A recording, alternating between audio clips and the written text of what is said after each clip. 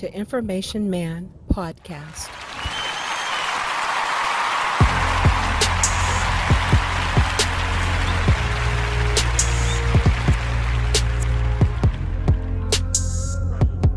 The Information Man Podcast can be heard on 9 major platforms. On the second YouTube channel as well, Information Man Speaks Podcast. Spotify, Anchor, Apple Podcasts, Google Podcasts, Podbean, Castbox, SoundCloud, and finally, Spreaker. Tell the truth.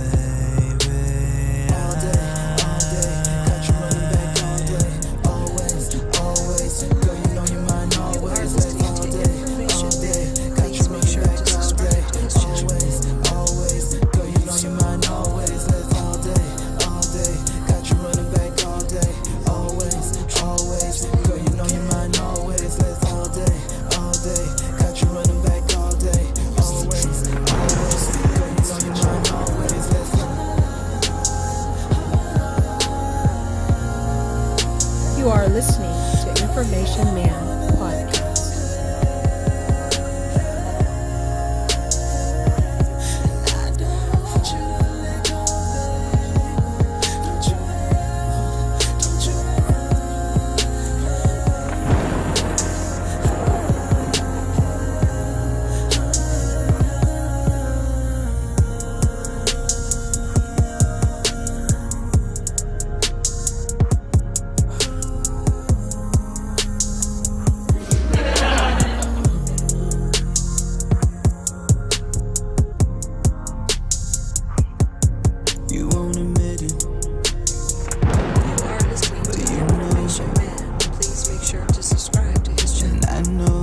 You are listening to Information Man Podcast. You are listening to Information Man. Please make sure to subscribe to his channel.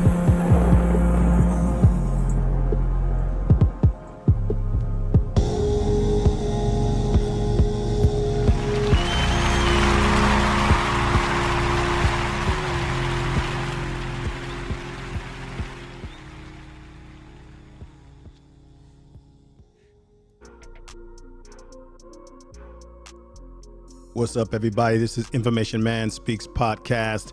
I'm going to make this a very informative podcast and get to the point. I know my man, Brother Honors, is going to be going live today to further talk about Umar Johnson as it relates to the Black Party on Saturday.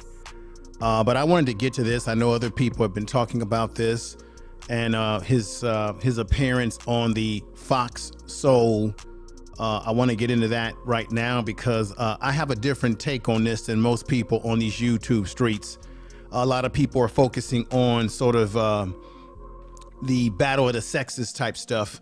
And I'm going to tell you right now, this is that conversation on Fox Soul's on the business of Black people, I think was a disgrace because we continue to keep ourselves involved in conversations that are non-constructive, that do not lead to a solution, in which people just want to babble back and forth and give their perspectives about things that relate to Black people as if all Black people are somehow dysfunctional and that we don't have thriving relationships with men and women specifically. And we focus on the low-hanging fruit versus focusing on our positives and focusing on what we can do to rectify the differences. Now, it is a fact fundamentally that Black men have been under attack. For anyone to set up on a show and have the nerve and the audacity to say that Black men have not been under attack from day one, something is wrong with you. And to set up and say that Black men have done nothing to fight systematic white supremacy is another lie. We've been fighting white supremacy in this country since day one. We were fighting, our ancestors were fighting when they put us on slave ships, and there were many Black people who died during the Middle Passage. Have you forgotten about that? So you're listening to people talking about these issues who are unqualified. Dr. Umar Johnson claims to be a clinical psychologist, but this man has been not teaching in any school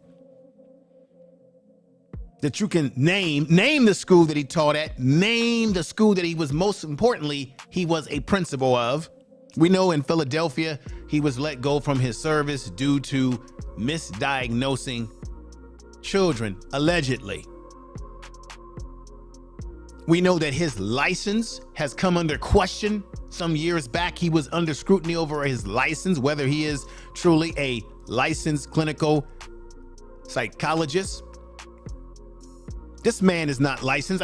This man vagabonds and walks up and down the street, hangs out in cars, travels here and there. You're supposed to get CEU every couple of years, every 2 years, or every 4 years, whatever the requirements are. I have to recertify myself every 2 years. When does he find time? Have you ever heard Umar say, I'm studying to make sure I re-apply for my certification? We haven't heard him talk like that. So he gets up on the Foxo, and remember, this is being brought to you, ladies and gentlemen, by Fox. Fox is no friend to black people. You see the things that they put on their news, the propaganda. They're just simply trying to tap into black society and get little pennies and nickels and dimes and money from us and give us things to entertain us. The content on Foxo is a disrespect. The conversation that they had was elementary at best. Umar did make good points in terms of saying that no, black men have been under scrutiny. It is true. Black women have been under scrutiny as well. He argued back and forth with Cynthia G, and Cynthia G, and we know this, is the same woman on YouTube. See, these are YouTubers, same woman on YouTube who has talked about black women needing to look for other options in terms of before you have children with black men, you have to be more selective. But then there's the rumor, allegedly, because I don't hang out in those circles, that she made reference to you should abort black babies. And then, of course, Umar got in a back and forth with her on this Fox disaster. Talking about, well, Cynthia G said black baby should be aborted. Well, Umar Johnson has also called for the 10% of black boys or black men to be destroyed as well. So both of them are saying things that are delusional, that are destructive to our community going forward. Both of them accuse each other of using white supremacy points, but they're both using white supremacy points.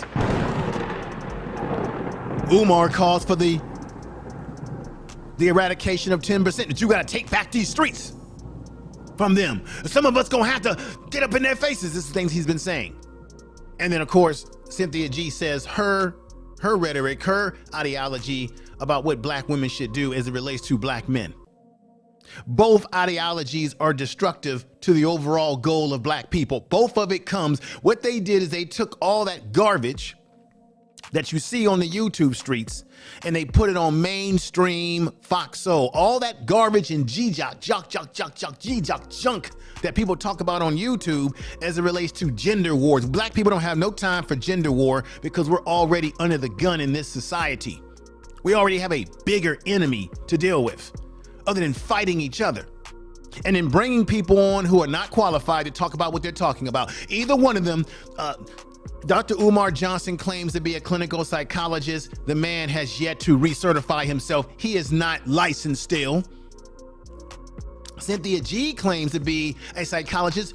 A psychologist, let me break down what a psychologist is. A psychologist is someone who goes to a 4-year school. They complete a bachelor's degree in psychology. Then they go for their master's degree in psychology. Then they petition to go for their PhD in psychology, where they have to come up with an oral argument or a written argument. They have to be, I know this because I work with psychologists and psychiatrists who go to medical school. Then you have to go before boards. And I know this because we have psychology interns at my place of employment. So you have to be challenged and go through a schooling, evaluation, and internship. Then you are a psychologist, a doctor of psychology. If you only have a psychology degree, meaning the bachelor's level, that means that you have the ability to work, maybe get a certification in family therapy, maybe get a certification in mental health, things of that nature. But you don't have a doctor behind your name. You're not a psychologist. You're someone who studied it at the lower level. So I just want to put that out on the table here as we get into, as I play you the audio, not the audio, the video of this discussion. I gotta be honest that there were good points made by Umar Johnson, did make some good points, but the whole argument was elementary because we should be getting away from this. Everybody knows that black men have been under scrutiny in this country since day one. Black women are. So what are we arguing about? Another thing that I want to bring up that I thought was disingenuous about this whole Fox disaster is that we know that he was supposed to be having a conversation between black men and black women. And then we find out later on, I don't even know if Umar knew this, and this is no shade towards the LGBTQ community. Be who you want to be, love who you want to love. But I think that it's disingenuous when you have a program and you tell men that they're talking to two women, when in question, one woman we know is Cynthia G is a biological woman. The other woman named Hope is not a biological female. This is someone that was male and changed himself to what we call transsexual or transgender woman. These are the words that they're using today. So I find that weird that you have someone that was a man who changed himself now talking against men, now telling us, oh, well, there's no white supremacy for black men to deal with. Wait a minute, you are just a man. I don't even know if Umar Johnson knew that, as he kept saying the beautiful queens. And Umar has to say that because he has a bigger audience that follows him, and that audience that follows him is female oriented. So he has to always keep up these appearances with the I respect the queens, because that's his base. Let me let you see the first set of videos, because I got a whole bunch of stuff to run through for you. But let's go through the first set of videos right now. I just wanted to say that in my opening because I think it's important to keep everything in context as people are setting up on this panel as if they're experts. You have once again, you have Umar Johnson, who himself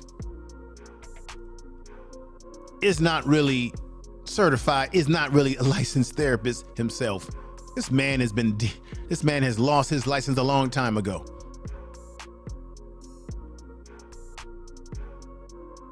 Black people like to impress each other with fancy talk and fancy credentials that they sometimes don't even really have. I'm going to say it again. Black men are under attack. Black women have been under attack as well. That's why the conversation was goofy, because we should not be setting up here saying that, well, black men are not getting hit this hard, black women are not getting hit that hard. And then you put someone on the panel who was not even a biological woman talking as if they are a biological woman when they are not.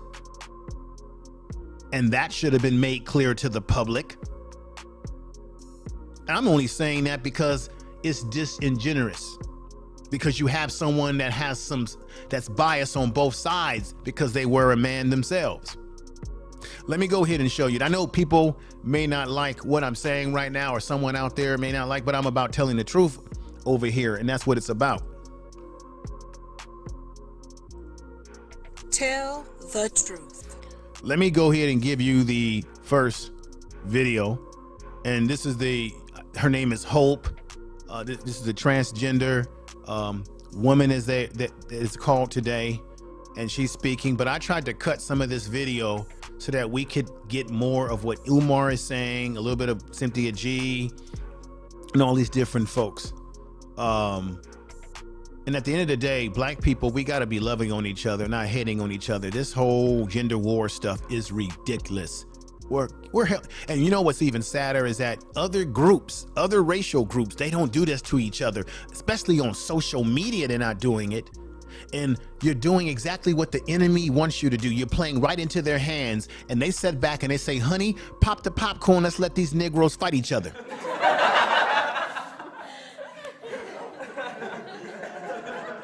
But I am going to call out Umar today again, because instead of him being on Fox Soul, getting into debates with people, how about build the school? How about keep homeless people from sleeping on your property? Then you videotape them and then you get rid of the tape when you're criticized. How about open the school? How about put HVAC on the building? You haven't done that. You've been lying about that, Umar. So let me let y'all hear this, ladies and gentlemen, with all ado, let's hear this right now, ladies and gentlemen. Here we go. Heads of the household, but they can only do that if we acknowledge that there's a problem outside of us. Dr. Umar, you, my sir, are a black man. Why should I care about a war being waged against you? If you care about the future of black people, then you naturally have to care about the destiny of black men. When you look at most of the pathology in the black community today, from black on black crime, to single female-headed households, to poor academic outcomes, to unemployment, much of that is due to the war against black men. So if we want to survive and thrive as a black family and as a black community, we have to implement solutions for black men. Let me stop here. Umar Johnson, and I'm not going to lie about it, Umar Johnson is making very good points here. However, Umar Johnson is not the pillar of black manhood himself. This man is not married whatsoever. He keeps telling black men that you have to marry a black woman. He talks about how he didn't respect certain leaders in history because they didn't commit to a black woman. This man has not committed to a black woman. He spends more time calling black women all different flavors of ice cream: pecan pie, sugar brown skin, sweet butter pecan pie can. He's got every word for black women, sweet potato pie, brown, light, thick in the thighs, 5'5", thick in the thighs, and all sort of things like that. I'm only mimicking what Umar Johnson has said out of his mouth. So Umar Johnson gets on social media almost every day talking about, I need some queens. I need to have a West Coast queen, an East Coast queen, a South Coast queen, and a North Coast queen. See, that's dysfunctional. So while he gets on, this is why I put on there on the thumbnail, hypocrite. Because while he's talking on Fox Soul, all this black empowerment and this is what you gotta do for black men and black women, he's sitting up here having mock marriages where he's marrying two women at the same time, this sort of nonsense like this in front of kids. This type of bullshit. Remember, this was last year at the block party. Then he did it again. How many of y'all knew that he did it again with these women right here? So he's having these mock marriages where he's marrying two women and he's got children involved in his own fuckery. Look at the young boy. What message are you sending, Umar? Having fake marriages. You talk about committing to a black woman, yet you have not committed to a black woman yourself because you're too busy trying to get every black woman that you can. And by the way, this man has a history of being in child support for over 20 years, has not taken care of his own children, yet he's on Fox Soul talking about what we need to do for black men and what black men and black women need to be doing. He shouldn't be talking about any of this. He should be getting himself together and getting that school opened up. This is all tricks. This is all smoking gun here. Umar wants to continue. He went on Fox Soul because this is all about promoting that school and not even a school, the abandoned buildings in Wilmington, Delaware that ain't ever going to open. Let's continue. So Cynthia G says that the war is waged against black men towards black men. So everything that you just listed, Cynthia would suggest that that is the fault of the black man on his own. And I would disagree with that. All of the problems that black men have were introduced by the white power structure. We do not control the school system. We do not control the criminal justice system. We do not control the economic system.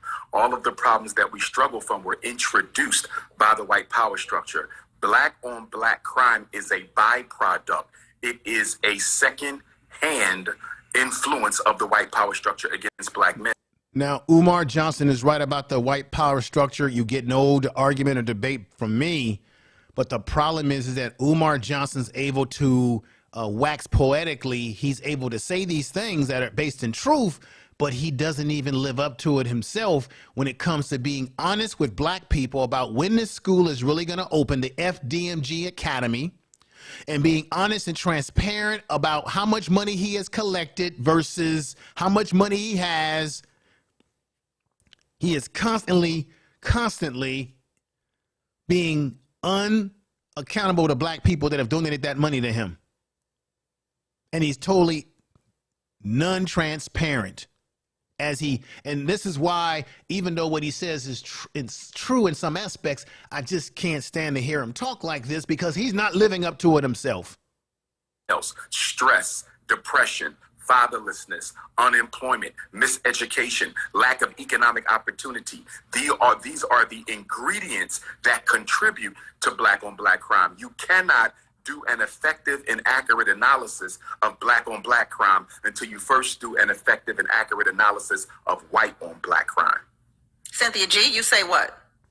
That is true what he just said. But it would be nice if Umar could live up to some of those principles that he's talking about. He's a great orator, a terrible businessman at planning a school, and he has been dragging this shit on since 2009, even though Umar will tell you and me that he's been collecting since 2015. That's a lie. Umar's been collecting since 2009, and many of you in the chat room, Black Anonymous, Empress Queen, Highly Flavored, all of you that are here, thank you for being here. Love to Travel with Wave is in the house. Nationhood influences here. Those he says those two women are saying they are just are as they both. This is the thing you may not understand. The woman, or what we believe was a full biological woman on the left, is Hope. I did some research. This person is transgender. This is a person. I have to say this for the context of this. This transgender woman was a man, born a man. And I just find this ironic that this individual is on the panel talking against the things that Umar was saying in terms of what black men do go through realistically in our society, as has been a historical attack on us, and you have someone that was batting on our side at one time and has switched up the sides. So the context of the question is whether black men are under attack or under war against us. Yes, that is true, but our women as well are under attack. And when we both split our unity away from each other, we both are losers in the ultimate equation. Let's get back to this right now. I say this is the typical black community's dishonest. I'm going to blame everything on everyone outside of the black community and ignore what black men are choosing to do. The reality of it is the system is not making black men do anything.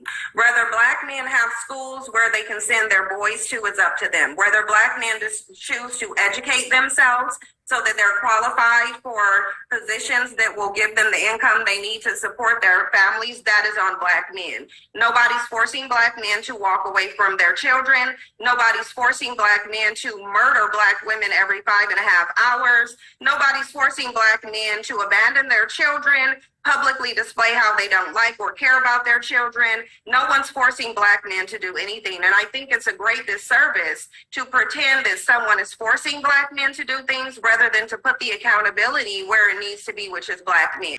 Let me just say something right now. This is an argument that Cynthia G always puts out there. She always puts out the argument, what are you doing as Black men to fight against white supremacy? We've been fighting against white supremacy since we've been here. Then the other argument that she always makes is that Black men during the civil rights movement were focusing on trying to get sexual access to being with white women, that we were trying to integrate to be with white women. You cannot, this is the point, ladies and gentlemen, you never can say things in absolutes, especially because of the fact that you weren't born then. I wasn't born then. Remember, history is told by those that are in control of it. So a lot of the stuff that we read and we think is true sometimes ends up not being true. The first thing that Black men did and Black women did when they came out of slavery into Reconstruction was to get married. And when Black men get married, they marry 9 out of 10 times. They marry Black women more than they marry any other racial group, even though there are Black men who run to being with white women and have a thing about for white women and have their issues where they want to be with white women. Just like you've got Black women that are running around on YouTube today talking about divest and go get you a Brad or a Ken doll or something of that nature.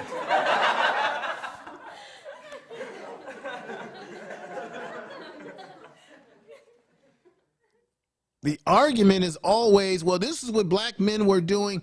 You weren't there, Cynthia G. You didn't grow up in that time. Everything that you think you know is based on what you've read. And we know that white people or white power structure in this country, they control all forms of information, and numbers can be manipulated. Statistics can be, even though you like to quote the statistic that Black women are being killed by Black men every 5 minutes. And I can find, I bet you any kind of money, statistics can be manipulated to make it look like anything. If Black men are being demonized in American society, you got to ask yourself, where did those statistics come from? Because I can find statistics that can make Black women look really bad. But would that statistic mean that those statistics are legitimate? Guess based on who's doing the damn study? Just like I gave out statistics on my channel about the fact that Black men in America are rated above all race of other men when it comes to what? Raising our children, being in the life of our children, whether we live in the household or not. Black men rank in everything. Black men rank in all areas when it comes to taking care of our children, bathing them, feeding them, taking them to school. We're talking about Black men who have themselves together. The Black men that Cynthia G is talking about that are Black men that are broken and Black men that are dysfunctional. Tell the truth. Tell the truth. Those are Black men that are dysfunctional, Black men that are broken, Black men who do not have themselves together, not Black men that are partner up with Black women that are trying to build something with Black women. As you see right here, you're using the low-hanging fruit, the low common denominator. You're taking the minimum and making it the maximum of Black men that ain't doing nothing and making them the maximum. And then you take the maximum of Black men that are doing the right thing and loving their women, and you're making them the minimum, Cynthia G, because it fits your narrative. Your narrative is the same as what you're saying about what Black men say out of their mouths, pushing the white supremacist narrative. Whether it's a Black woman telling Black women to divest from Black men, don't have Black men's babies, whether it's you saying to Umar Johnson that you guys are using the argument of white supremacy, but you Black men, you guys have been in concert with white supremacy because of the whole thing around colorism and Black men going for light-skinned women versus dark-skinned women. Guess what? Black women do the same thing. Back in the 80s when I grew up, a lot of Black women were into the light-skinned guys. What's that guy? The Barge and I'll Be Sure and all them types. Black women and Black men been doing both the same thing. Let's continue to hear the rest of what Cynthia G has to say, but that argument can be destroyed in so many different ways because the very thing that she's accusing black men of doing, she's pushing it, and that means talking white supremacist talking points. She's talking white supremacist talking points herself. So let's go back and hear the rest of the presentation. If they have an issue with the system, they should have addressed it a long time ago. You don't get to complain that you don't have any power in a system that you didn't fight to have power in. You fought for assimilation. You did not fight for equality. That is on you. Right now, let me just break this down. This is history, folks.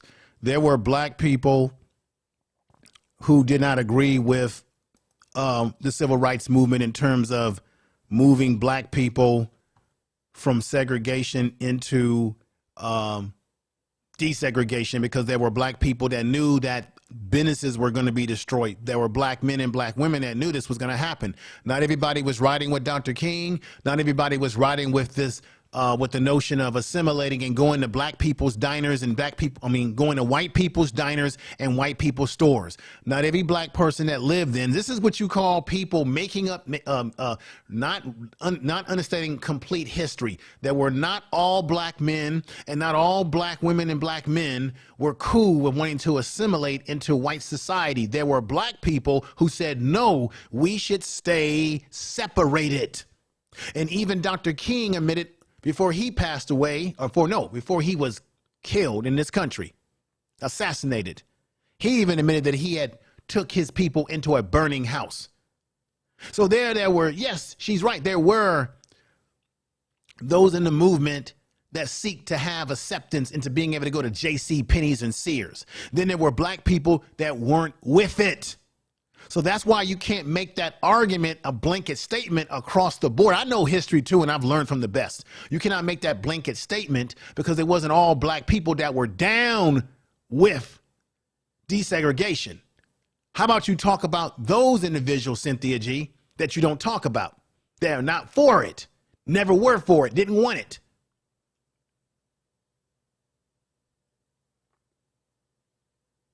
This is all about let black men be the sacrificial lamb. Let us sacrifice ourselves. I can ask an even bigger question of Cynthia G right now, which is, what has black women done to fight against the white supremacy of white women? Since when you send your boys, when you send young black males to go to school, who is attacked first when they go to school? It is black males. When they call black males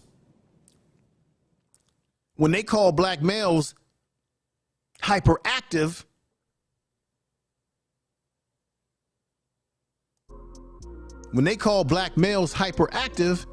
or they say that we're demonstrative, or they send us to prison, it is white women on the front lines who are demonizing black males in the school system, white females. It was white females that caused many black men to get hung in the South. It was it was white females who caused black men to be hung in the South. Sorry if I misspoke there. It was white females, a white female who caused Emmett Till to be mutilated by the racists.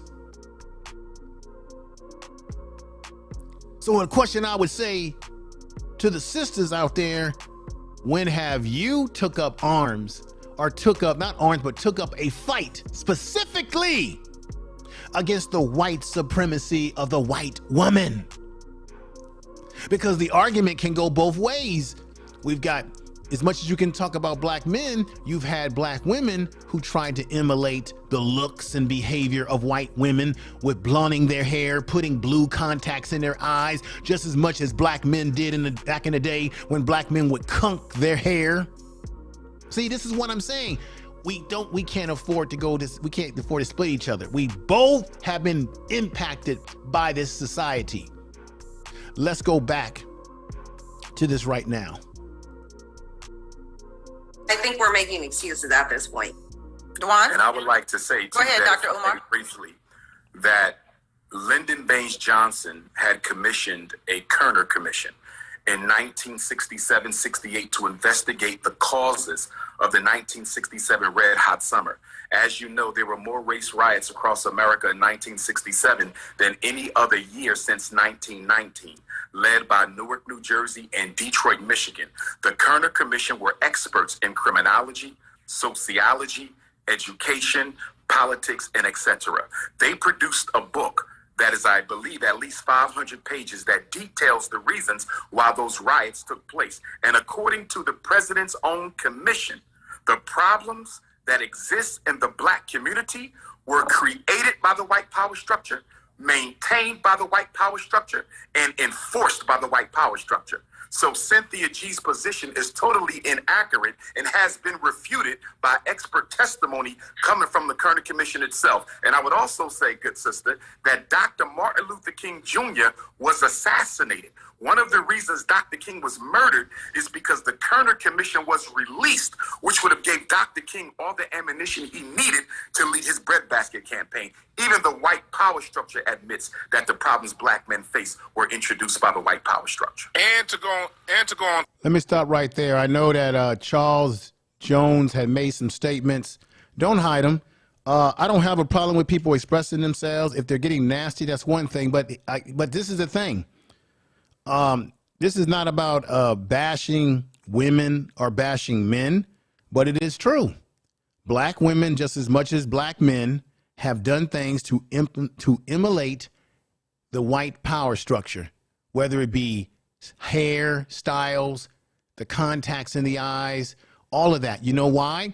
Because the standard of beauty in this country was a standard of white beauty, right? So black men were inundated and conditioned by that too, as well as black women, because black women would also covet light-skinned men, and black men would covet light-skinned women, black women.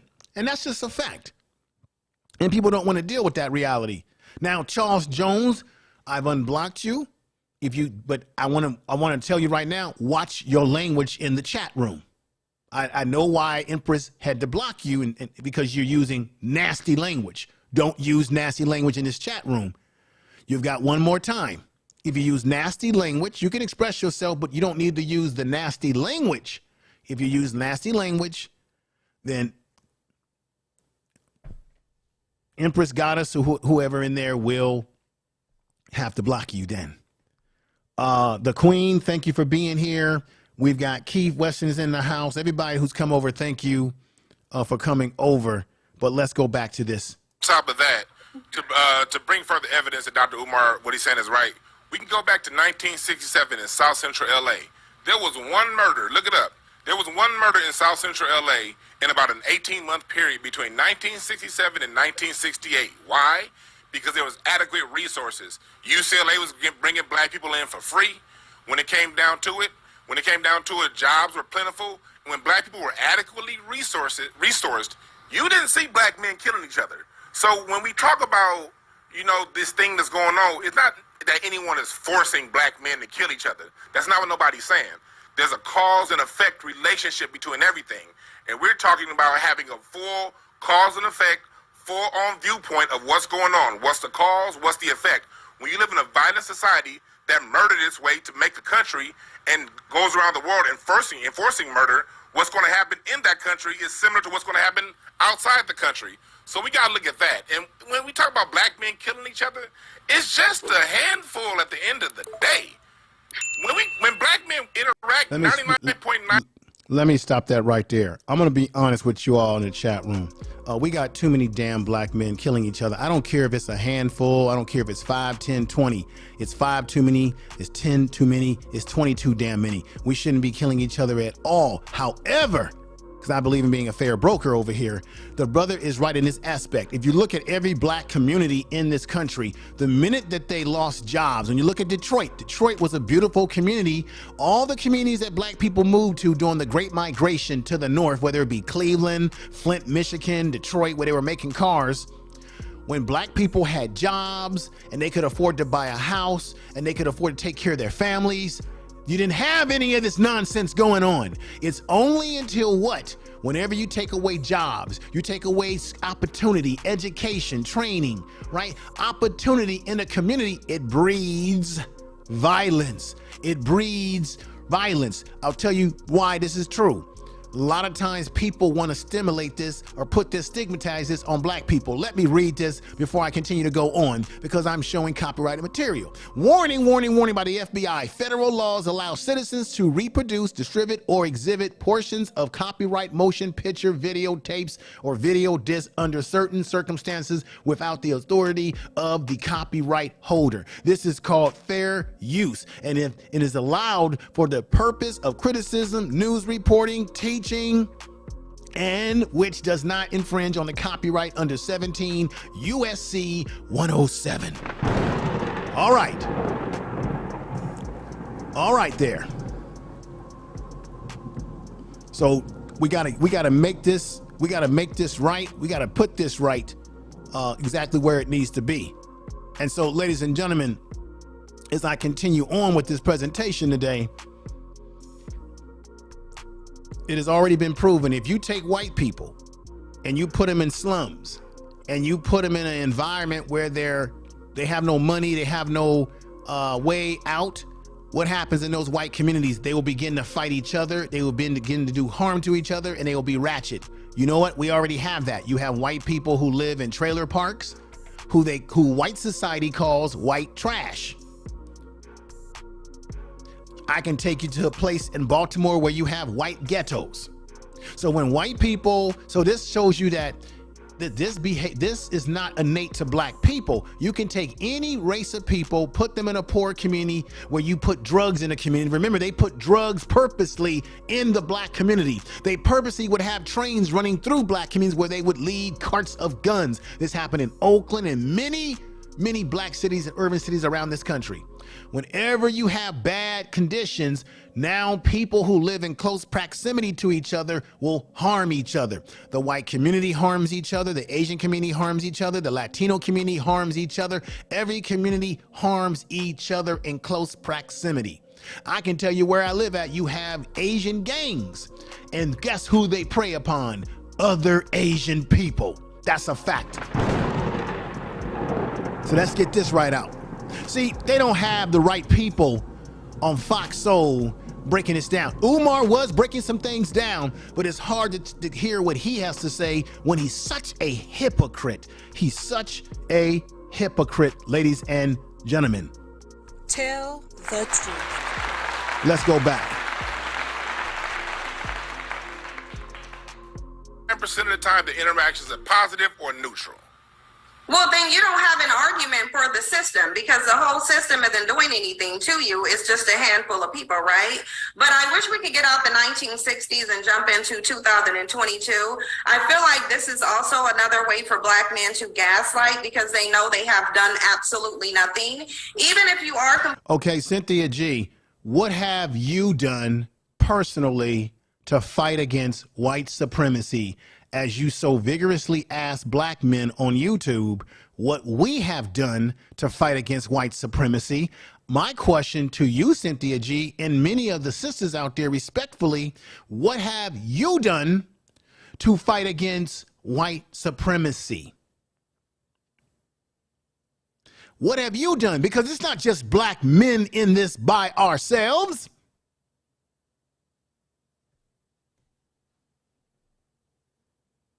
Complaining about the system and the Kerner Commission and all of these policies, you failed to do anything about them. It is your failure to address the issue as men that have these problems going on. You can say it's only a handful of black men killing other black men, but the reality of it is you don't have the same energy when you're talking about police shootings of black men. Then you act like the entire police department, every last one in every single state, is doing something to you. See, those are white supremacist talking points when black men say that police departments are harming us in this country disproportionately. That's the same thing that the right wing would say, or the conservative, white conservatives would say, the Donald Trump make, America great again crowd. That's the same thing that crowd would say, Cynthia G. that we're using excuses. No, the fact of the matter is we should be doing more to fight against the system. However, black men have done things to fight against the system, right? It's a system that we don't control, but we have fought all our lives. Different generations have fought. I would ask you, what has been your contribution besides just being a YouTuber when it comes to fighting against white supremacy, since you're so vigorous and so concerned about what black men are doing against white supremacy, since you're saying that we're complaining about it? Well, then guess what?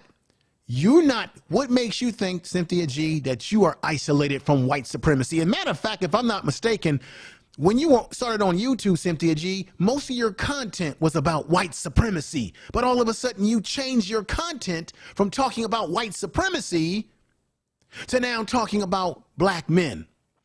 No different than Kevin Samuels, who changed his content from talking about black men to talking about black women, and then he blows up. You change your content because when we talk about white supremacy, YouTube gives you a lot of pushback. Then you changed up your content. When did you turn around from talking about white supremacy in unison with black men to now flipping it and saying, now I'm not going to talk about white supremacy anymore. Let me talk about these black men out here, these ratchet, and you coined the phrase dusty. Yes, you did. You're the one that coined that phrase, dusty. Yes. When did you change your ideology?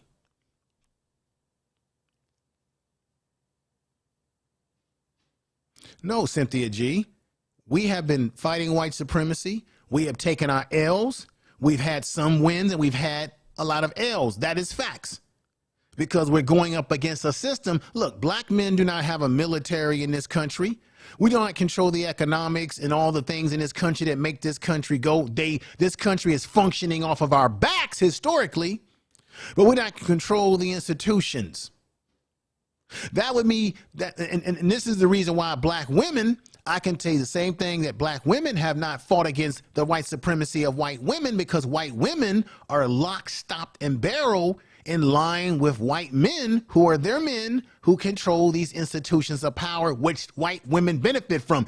Cynthia G, why don't you talk about how white women benefited from affirmative action and civil rights laws that you're now telling us today that black men just wanted to integrate with white people and get the white women? But wait a minute, won't you talk about how white women have benefited from the affirmative action programs and things of that nature? Thank you for the super chat, Empress Goddess. You gave me 2 super chats. Thank you very much. Thank you very much. I'm going to give you that clap right now. Thank you. Thank you for the super chat. Why don't you talk about that? Oh, I forgot. You used to talk about these things, Cynthia G, but you found that it's more economically viable to talk about black men. That's the kind of shit that will get you on Fox Soul, which I'm going to be honest with you, Fox Soul ain't nothing. That ain't nothing but the white supremacist television program called Fox, who decided, let's give these Negroes a show so that they can be degenerate towards one another, give them a platform, and they can bring black people on this platform and they can talk crap about each other. And that's exactly what Cynthia G is doing here. You just fell right into the game, because Fox Soul is not owned by black people. It's owned by a racist individual named Murdoch and a racist propaganda network who loves nothing more than to fund a Fox Soul program just so black people can get up on that program and make themselves look like fools. That's the truth. But now when it comes to black men terrorizing the community, making the community unsafe, killing black men, women, and children, now you want to go to, oh, it's only a few of them. Be that as it may, the bottom line. No, it's not be there as it may. It is true. There's a small number of black men in some of these poor, and you got to think about this, ladies and gentlemen. What black community are you talking about? There's many different black communities. There are middle-class black communities, upper middle-class black communities, rich black communities in this country, and then there are the socially, economically deprived black communities. Those are the black communities where you will find a lot of this type of behavior, and it's usually done by a small minority of black men who are dysfunctional in this manner, and then you have black men who are not dysfunctional. And I've already did a video on my YouTube channel, Cynthia G. You should check it out sometime, debunking a lot of this shit, because there's actually more black men that are in college. Let's continue. Is the issues that black men are inflicting on the community are issues that we should be You are focusing on. listening I want to to get Hope in Information on Man this real quick. Hope. podcast. I mean, the fact of the lack of elevation and evolution that we see in these arguments are Stop it right there. I have to be a fair broker here. This is Hope, who used to be, this is why this is not a great panel. It's a misleading panel. Hope used to be a man, changed himself from man to transgender female. So you're dealing with someone who used to be a dude, who had to change themselves with surgeries, hormones, and all those different things. This is not a biological woman. So I think Fox Souls, this is what I mean by Fox Soul, they're just trying to make black people look like buffoons. All they got on Fox Soul is a bunch of gossiping, buffoonery, and then they put a show on here and talk about this argument about whether black men are under attack, and then you have one woman that we know who's biologically female in Cynthia G, and then another person who, wait a minute, used to be on our team at one time. See how it creates confusion? You can be who you want to be with, love who you want to be, who you want to be with, but it's a disingenuous. It's not an honest. I don't even think Umar Johnson knew what he was even stepping into on his program. And the whole debate was elementary at best, embarrassing at most. Let's continue. my biggest issue. Once again, we're back in the 1960s when we should be having, like Sin just said, a current conversation. Currently, black men are not being held at the fire and said that if you don't provide this, or if you don't show up in this way, we're going to do X, Y, and Z to your family. Y'all just are not showing up. And then when you're asked to be held accountable to these things, you say things like, well, back in this time, and when we tried to do this back in a couple of years ago, half of y'all weren't even around when those things were, put into action. And then when you found out about them, instead of bringing them back to the forefront to see if they would work for you in this day and age, you just talk about what didn't work in the back. This is why this conversation is disingenuous with a person of her sexual background and sexual preference and what have you, and sexuality. This is why it's disingenuous. Hope is talking about black men like this is what y'all. Hope, you were a man yourself. Hope, before you changed yourself, you were born a man. So what's up with all this y'all? I have a problem with this. This is what Fox News Propaganda Network is giving you, black people. They packaged you with Fox Soul. They used the word soul to get to your sensibility that it's black. And then they want to throw these conversations and say, this is what black people want to digest. And then give you somebody who's talking about black men as they're not a man themselves, or let me be respectful here, that they weren't a man themselves. What the hell is that? Let's continue. On the back end of things, I think that a lot of the times you all find it a lot easier to gaslight us into believing that we're the... You all find it easy to gaslight us.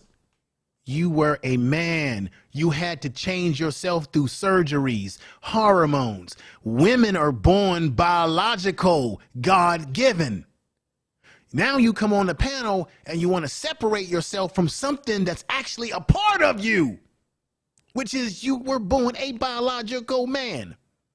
This is why this is not to me, a righteous conversation.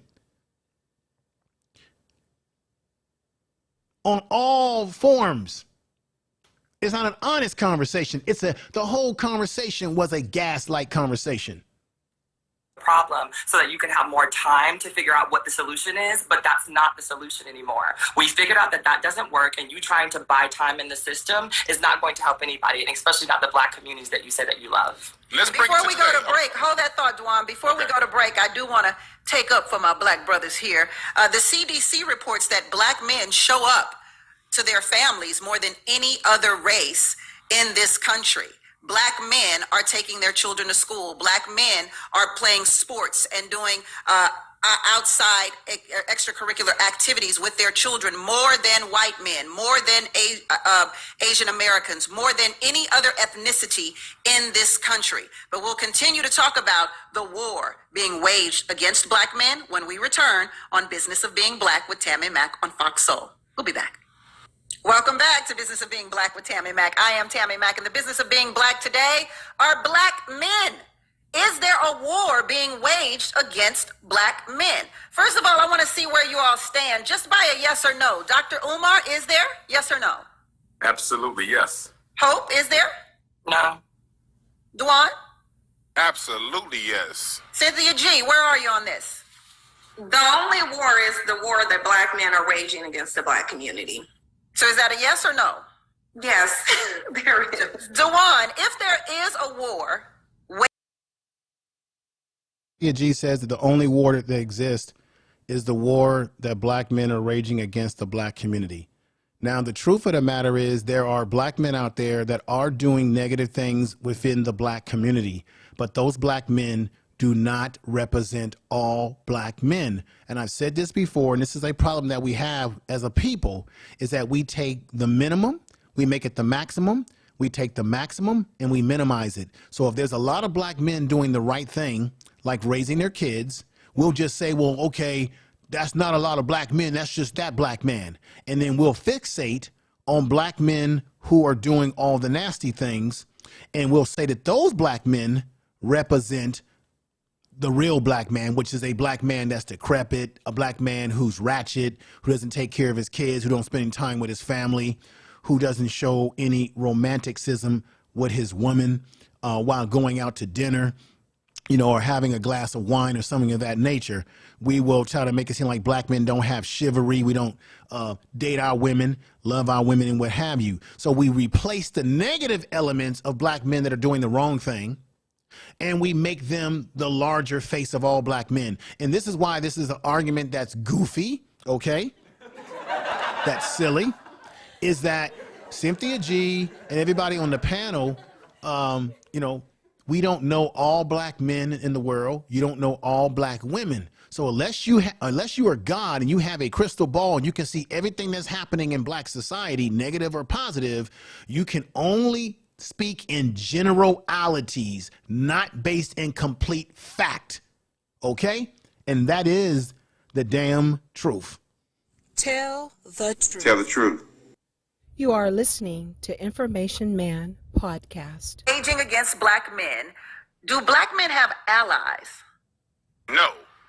The only allies we have is our other, well, I would say we don't have any outside allies as far as any other races, no. The only allies we have are black women who are on code with black men. Because I was about to be real Our mad. women would have to be on code with us. I was about to go ham. No. Because it's a lot of black women who are on code. I know I'm married to one. You know, I've been with the same woman for 20 years. So I can preach, I can walk what I preach when it comes down to this. We do have allies, and the allies, the ally is the black man, woman, and child. With this whole fight between black men and black women, it's like the women forgot about the kids. It's like it's this whole war going on, and it's like the kids be damned. You have people like Dr. You jumped on me there, Dewan. You jumped on me. I don't even know how we got to the kids. No, because we're all one. Black man, woman, and child. Are you talking about the kids that black men abandon and publicly talk about how they don't want those children? I can't speak for your life, but all I know is my father's always been there for me. My wife's father's always been there for her. I'm there for my wife. My grandparents were there. I have married lineage. I can go back 400 years of marriages, so I don't know. Be that other may. It's very well documented. I was talking. When it comes down to it, there are. No, it's very well documented that black men are in the lives of their kids more than any other race or group. Even when we're not living in the household with the mother of the child, we still are involved. Then there are those black men who are not doing their job right, Cynthia G, who are not in the life of their child and not taking care of their kids and paying child support and all those things. That is a reality, Cynthia G. Totally get that. But what Cynthia G wants to do, because her whole quest is about making demonizing black men as this whole group and just saying this is what black men are. That's generalization. If you are a psychologist, as you claim, and you're not because you don't have a PhD, and I doubt if you're even certified in any type of level of psychology or even family license and all those sort of things, if you are a person who went to school and you at least got a bachelor's degree in psychology, you would know that in psychology, when you do studies, you have a control group, you have a focus group, you have an uncontrolled group when you do studies, and you see things and you have empirical data, which means you test things against reality, and your reality is that black men are all this one thing, but you don't have, you may have a study that says this is what we are. They said a few years back that 70% of black men are absentee in the family, the life of their children. And then what happened? CDC, peer research did a study, as well as black men were a part of that study, that said that that's not true. They once thought it was true, but it was not true because they discounted the fact that there are black men who either are not married to the women, not in the household, that are still involved. And so therefore the number is not what we think it is or what we've been conditioned to think it is. However, it does not negate that there are some black men out there not doing the right thing. See, if Cynthia G was really a psychologist and she really put on her clinician's hat, she would be able to distract that and say, yes, there is a percentage of black men that are not doing the right thing, but I can't demonize all black men, but there are some out there doing the wrong things, and there's some out there that are doing the right things. That's how you that's how you use a critical eye. You examine this very critically, because there is no absolute with anybody. You cannot say an absolute for anybody. That when I hear people talk like that, that lets me know they're not credentialed. They're not learned. They're not studied on this, because you wouldn't even be talking like this. That's the personal talk. That's the personal agenda talk. Are some men that leave, and we're going to talk about the men that leave. Let's talk about a lot of men that leave because of how they were pushed out by people who were going around trying to get government benefits. Let's talk about that. If he's not there, let's talk about all these single family households that are there because somebody wanted a baby so they can get a check one day and didn't give a damn about who she had that baby with. 80% of the women having sex with the same 20% of men. If you keep in that same loophole, you got to look in the mirror. Well, I don't know, Dewan. I mean, See, nobody wants to deal with that little part. It is true. It's not. See, this is how I get down, folks. It's not all black women. There's a percentage of women out there, as well as men, who have kids with multiple men. So you may have a number of women that are all sharing one man, and y'all know I'm telling the truth, that are sharing one man, and they all have a baby by this one man. Then you have a man who has impregnated many different women, who are all associated with that one man, which is where we get this baby mama stuff from. So what I'm saying to you is, I'm not trying to give excuses for the women as well as the men, because we're both doing it to each other. But what we do, which is the failure and lack of critical thinking skills, is that we take that segment of black society and we say, ha, I figured it out. That represents black society. Those degenerate people that are over there. And I'm sorry, they represent a segment of our society, not our whole society, because you will never see Asian people, white people, anybody use the worst of their people to represent their people. You will never. When's the last? Let's do a vote right now. When is the last time you've ever seen white people promote white people who live in trailer parks and say that white people who live in trailer parks represent our community as a whole? When have you seen that? Have you seen that? Put a 1. No. If you've seen that, put a 2. If you've seen them talk like that, put a 1. No. Put a 1 if you have not seen white people talk like that. Put a 2 if you have. Not white people, just any group. You don't hear Asian people focusing on the negatives, Asian people in their community. No, they don't promote them. They don't prop them up. They know that those people are outliers in the bigger picture of their community. They don't promote them. But what do we do in the black community? We'll promote the degenerate behavior. We'll promote the drill rap. We'll promote the weed smoking. We'll promote these degenerate rappers who get on TV and they ratchet pants below their asses, and we'll promote them. We'll worship them, go to their concerts. We too often are promoting the bottom belly of our community just because they might have some money and they're on television. You know I'm telling the truth. Tell the truth. Tell the truth. Let's get back to it right now. Your points are well taken. I'm just confused on how we go from a war against black men to women having babies by different men. It's not adding up here. Well, wait a minute, though. If you're going to say that black men are irresponsible and we're doing ratchet stuff, then you have to also account for the fact that you also have some females, not all, who are having kids by multiple dudes that they should not be having kids with. And you have dudes out here who are careless having kids with having kids with multiple women. So you have some women that have kids with one guy and as many other women. And then you have guys out here impregnating multiple females. All of it is bad, Tammi Mac, all of it. Dr. Umar, help me make the math.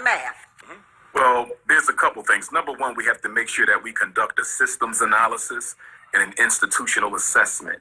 Communities are made up of institutions or the lack thereof. Communities are governed by systems or the lack thereof. Let us be very clear about something. This fratricide, this black on black crime that so many of our brothers are engaging in, let us remember, Irish did the same thing. Italians did the same thing.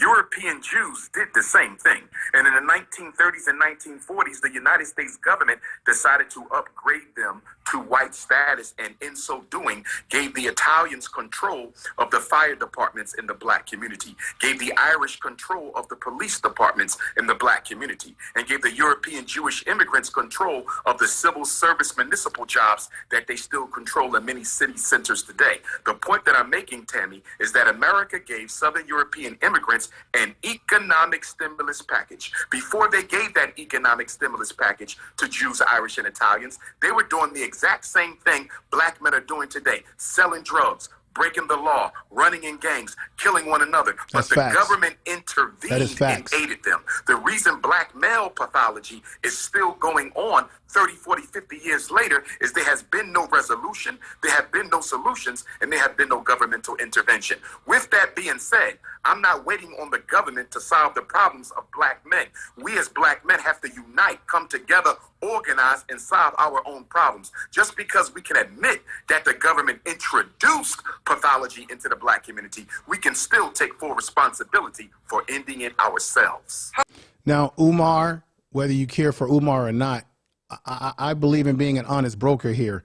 Everything that Umar is saying is facts. When the Europeans came to this country, they did everything that they accused black people of being. They were selling drugs. They were doing all type of ratchet behavior, doing burglary, robbing, coming up with mafia. The Italians had the mafia. The Irish had a mafia. They were doing all kind of organized crime, robbing, stealing, racketeering, prostitution, you name it, they were doing it. And then what did they do? It's very much true. They gave them an economic leg up that got them out of the organized crime to a certain degree. Not to mention it was Dr. King himself. Y'all forget that Dr. King himself, Dr. Martin Luther King himself, said out of his own mouth that when European immigrants came over to America, they were given land grants, set-asides, and economic benefit that benefited them. So Umar Johnson is saying something that's true. The only problem with Umar Johnson is that he doesn't live up to all that shit that he talks about in the way he conducts his business as it relates to them trap bandos in Delaware, Wilmington, and the way he's been collecting money from black people and playing these games with us about when this school is going to open up. This man told us a long time ago that he had HVAC, and we haven't seen any hear a high of HVAC from Umar Johnson. All these games he's been playing. Let's get back to it right now. Hope I see you nodding. Yes, because I feel like when you can name all of these things so eloquently and so beautifully, and yet y'all still fail at being able to do these things after years and years. Hope you were a man yourself at one time. What do you mean with y'all? You were a part of the club at one time. So you got to also, this is a sticky situation here, ladies and gentlemen. Hope's got to kind of, Hope, you got 1 foot in with us too, because you were born a male. So when you talk this whole thing about, well, y'all, wait a minute, Hope, you was part of the club at one time. So I would ask Hope this question if I was on this show, seeing that you're transgender and you were once a man who changed yourself. What responsibility do you think you could have done too as a man at one point in time? It's the Information Man Speaks podcast. You are listening to Information Man podcast. Here is the next video right here. Let's go. Communities that you come from and create those black families and show people Dr. what they- Umar, you welcomed us to the show by saying Black Power. Black Power, okay. Is there some truth to the assimilation that black men want or perceive to want when it comes to this war being waged against you? Well, there's definitely some truth to it, but I think that truth is also evident in black women. Black men, many of them may choose to want a white woman, but many black women choose to look like white women. So we have to look at ourselves and we have to recognize that the pathology is not more of one gender than the other. That's the issue I have. Umar is actually right. And this goes for black men as well. We are psychologically impacted because we have black men who are trying to look like white men or trying to emulate white society. We have black women, not all black women, some black women who are doing things to their appearance to emulate a white woman. And then we have some black men who go after black women who look almost like they could be white because they want to be close in proximity to white women. And you also have black women who have themselves went crazy over light-skinned guys, the Albie Shores of the world, or the Barges. I remember growing up as a kid how the women would go crazy over the light-skinned guys, and the dark-skinned brothers weren't getting any love. And how in the beauty shop, how a woman would come in the door and she has a baby by a light-skinned man, and they wanted to look behind that baby's ear to see if that baby would stay light into adulthood. I'm telling you the damn truth. Tell the truth. So y'all don't want to hear the truth. Tell the truth. Although I can't stand the fact that Umar is saying some things that do hit on some truth, but he's just the wrong person to talk like this, because you would think that, damn, Umar, you can say all these things, but you can't even be honest about that trap bando in Wilmington that you can't get off the ground. You've been lying to black people about the HVAC. You've been lying to black people about how much money you collected. You haven't been transparent. You lying and saying that black people don't want to help you when there's been plenty of people that wanted to help your butt, your ass, and you turned them down because you're trying to juice this con game as long as you can, allegedly.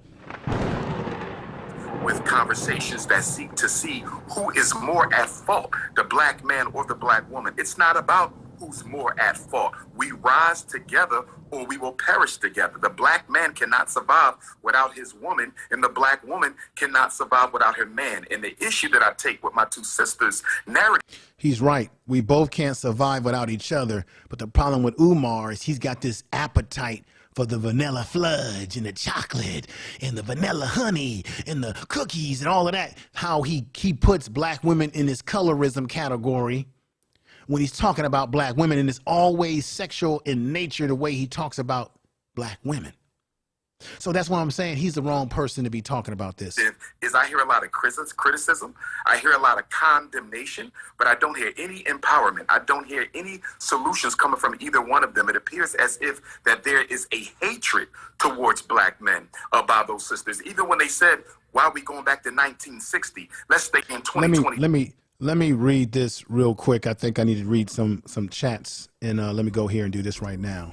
So we got Miss V saying, didn't Cynthia G have a baby by another YouTuber who has several children by different women? I remember the mess a few years ago. That is what I heard too as well. I can't confirm it as truth or not.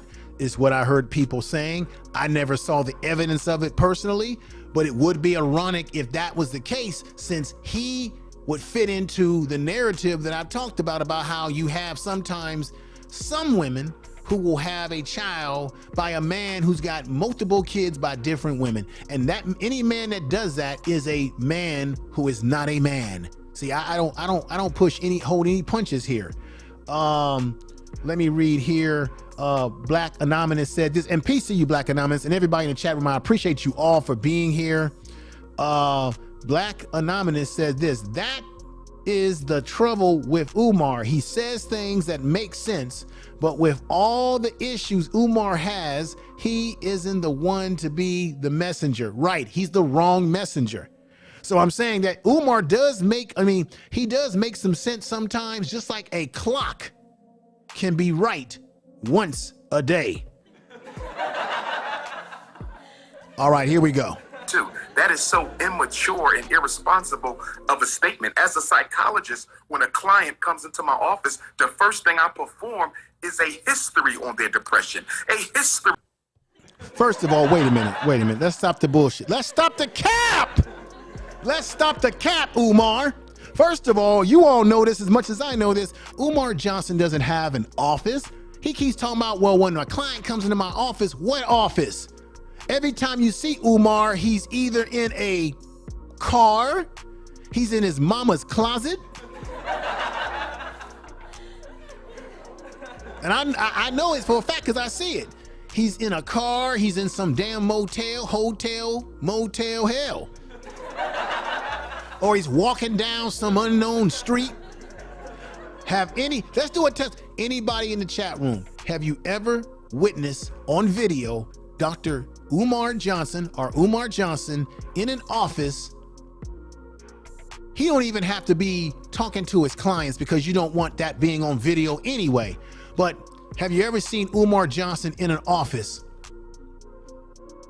talking to clients like this? Let me show you something. Let me show you what I'm going to show you right now. See, I got the goods too.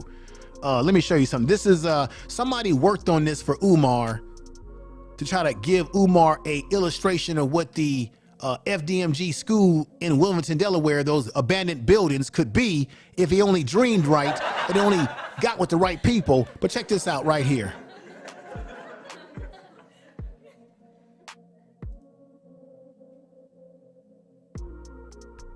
That's what the gym would look like when somebody gave him professional design. Y'all all saw this before. This is a professional design by somebody that was giving him a design of what the school could look like, a visual design. And Umar rejected this, never got back to the guy who was trying to get in contact with him. And then let's see, have you ever seen Umar inside of his building doing this? Let's go right here. Now watch this. This is inside the office that was designed of what the office could look like. Here, now check this out. It's gonna flip around.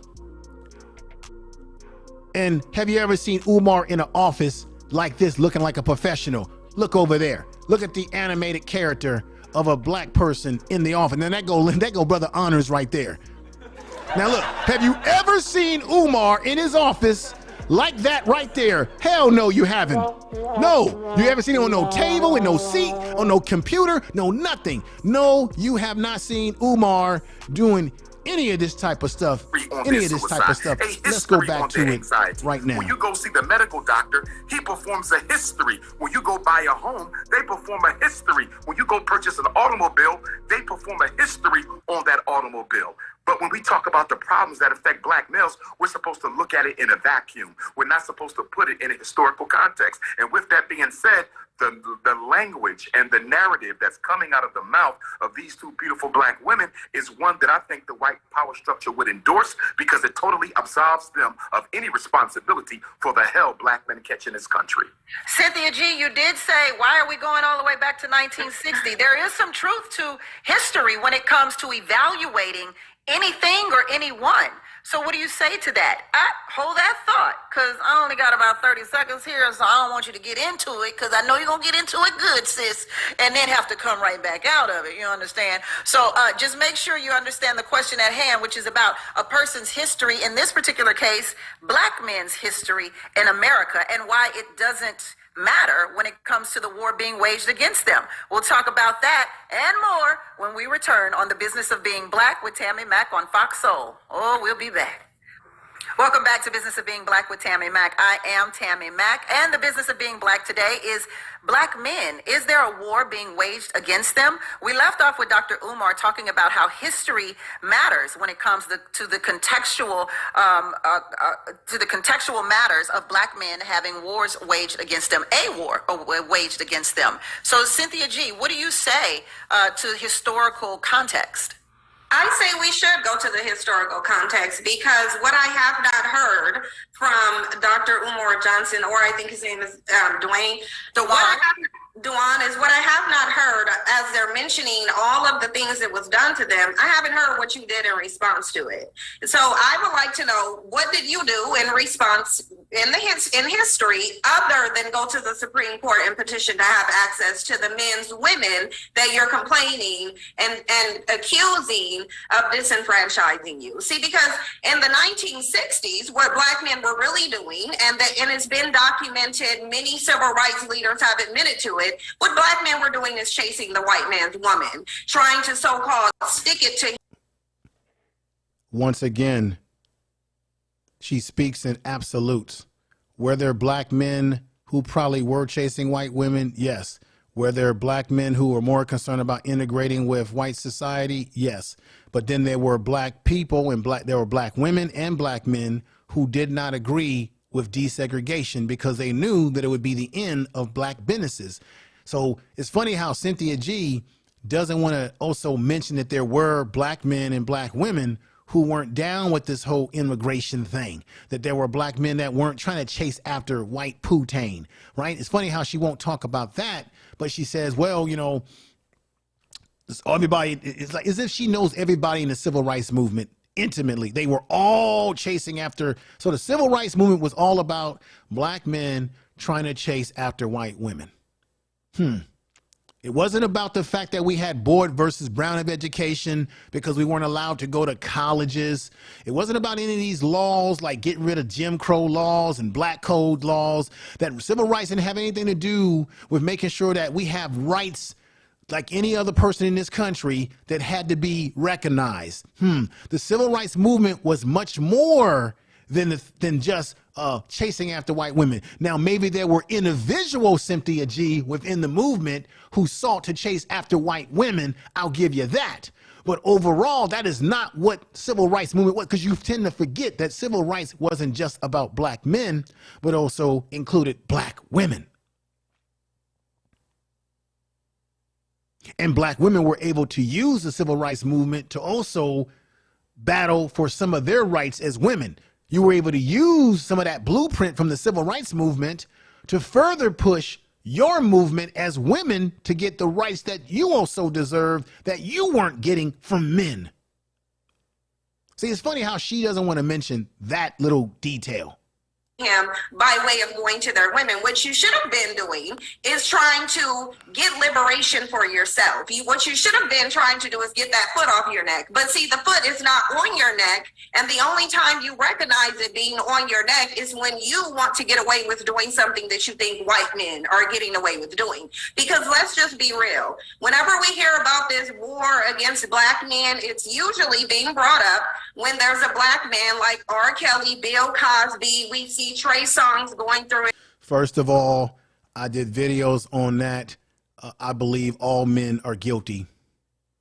I'm not going to bat for no Trey Songz, and I'm damn sure not going to bat for no damn R. Kelly. And when I did a video about that, Cynthia G, I had people coming on my channel, on my platform, talking about, oh man, what are you talking about? No, I'm not down with any black men who are doing sexual deviant behavior whatsoever. Oh, no. And there's many black men like me who have the same attitude. See, the black men that you're talking about, Cynthia G, are the black men that you don't marry, you don't have a baby from, and you especially don't have babies by men who have multiple babies with other women. And those are the kind of black men that that you're talking about who are not productive men in society, let alone productive black men. But you're using them as the face of all black men. Just like I would never use a negative behaving black woman. Like I know that Lizzo who shakes her ass.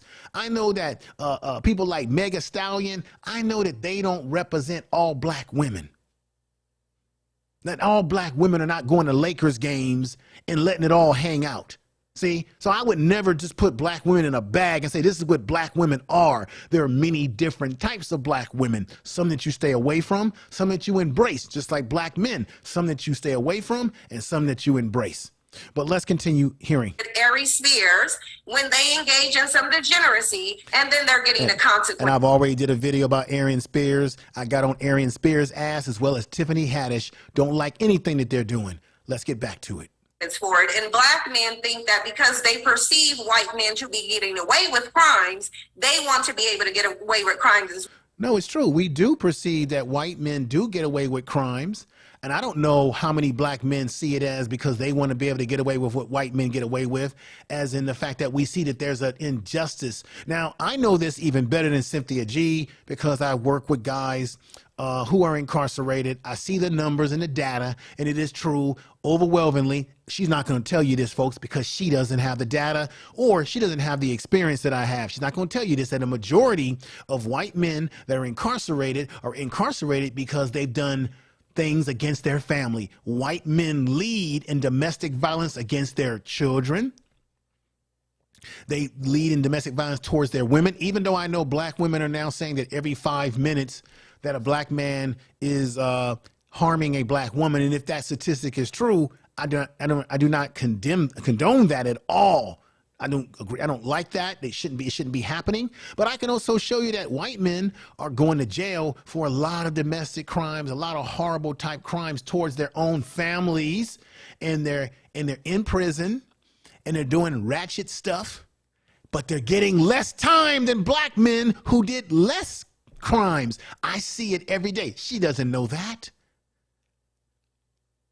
I got damn near over 20 years dealing with guys incarcerated, looking at their records.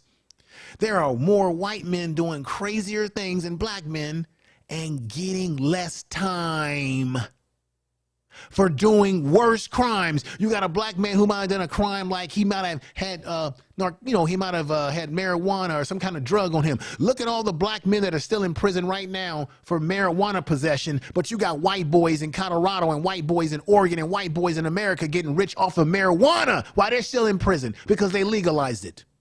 See, she's not going to tell you about that little part. Let's give it context. See, Fox Soul is nothing but a show and a program that the white power structures at Fox Propaganda News has put out there to give black people a vehicle so that black people can talk about black people in a negative way and display dysfunction. Well, the reality is Dr. Umar can sit up here and list all the different ways that the system is disenfranchising black men and black men in a victim vote. But the reality is what he cannot tell you is what black men did in response to it, because they did nothing. They laid down and they nested under the skirt of their non-black preferences, and only to complain that whenever they commit a crime, they're not getting off like they did. So let's find out. Dr. Umar, what have black men done? Well, number one, again, I think that it is such a shame coming from a psychological perspective that we seek to heal our wounds as a people by relying on unprofessional testimony by individuals who have a vendetta against the opposite gender in their community. When you hear Sister Cynthia speak, you can hear a hurt and a pain and a hatred towards black men. We cannot find an effective solution to black male-female relationship issues or the oppression of black men or black women when the people at the table having the conversation have negative emotional and pathological interests in the conversation that are not. Umar, the question wasn't about my emotional state. The question was, what did black men do in response to their disenfranchisement? Yeah, because you're trying to pathologize my emotional state. Not knowing that I'm a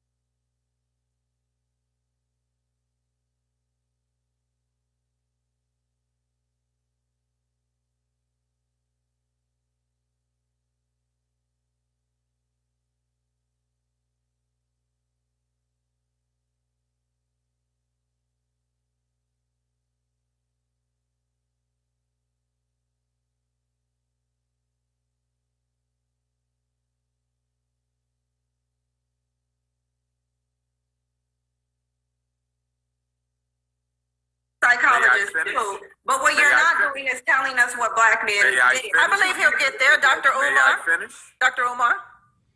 I'm sorry that there was no sound for a minute. What I was basically trying to say is I agree with Lady 747. Umar is not exactly answering the question. What he's doing is he's waxing poetically. He's a good orator. He speaks well, but he's still not answering the question. But this is where I stand on this, because I have no cut card between men and women. If you're wrong on one side or wrong on the other, I'm going to call it out. The problem with Umar is that because he's sort of scamming the community, taking money, hasn't built a damn school yet. You got those abandoned buildings where you got homeless people sleeping out there. He hasn't cleaned it up. He's not showing you what's really going on inside those buildings. He doesn't tell you how much money he's collected. He's not transparent. Then that means he's not the best person to be on this show talking like this, because he ain't about that life himself. This man is not married. This man has said things against his own mother of his child, putting them at risk. This man has been in child support for over 20 years because he doesn't take care of his own kids. So therefore, by that measure, allegedly, he's unqualified to be having this conversation. And then this shows you that Fox Soul, or the business of black people with Tammi Mac, it shows you that sister's not doing her research. Because if she did her research about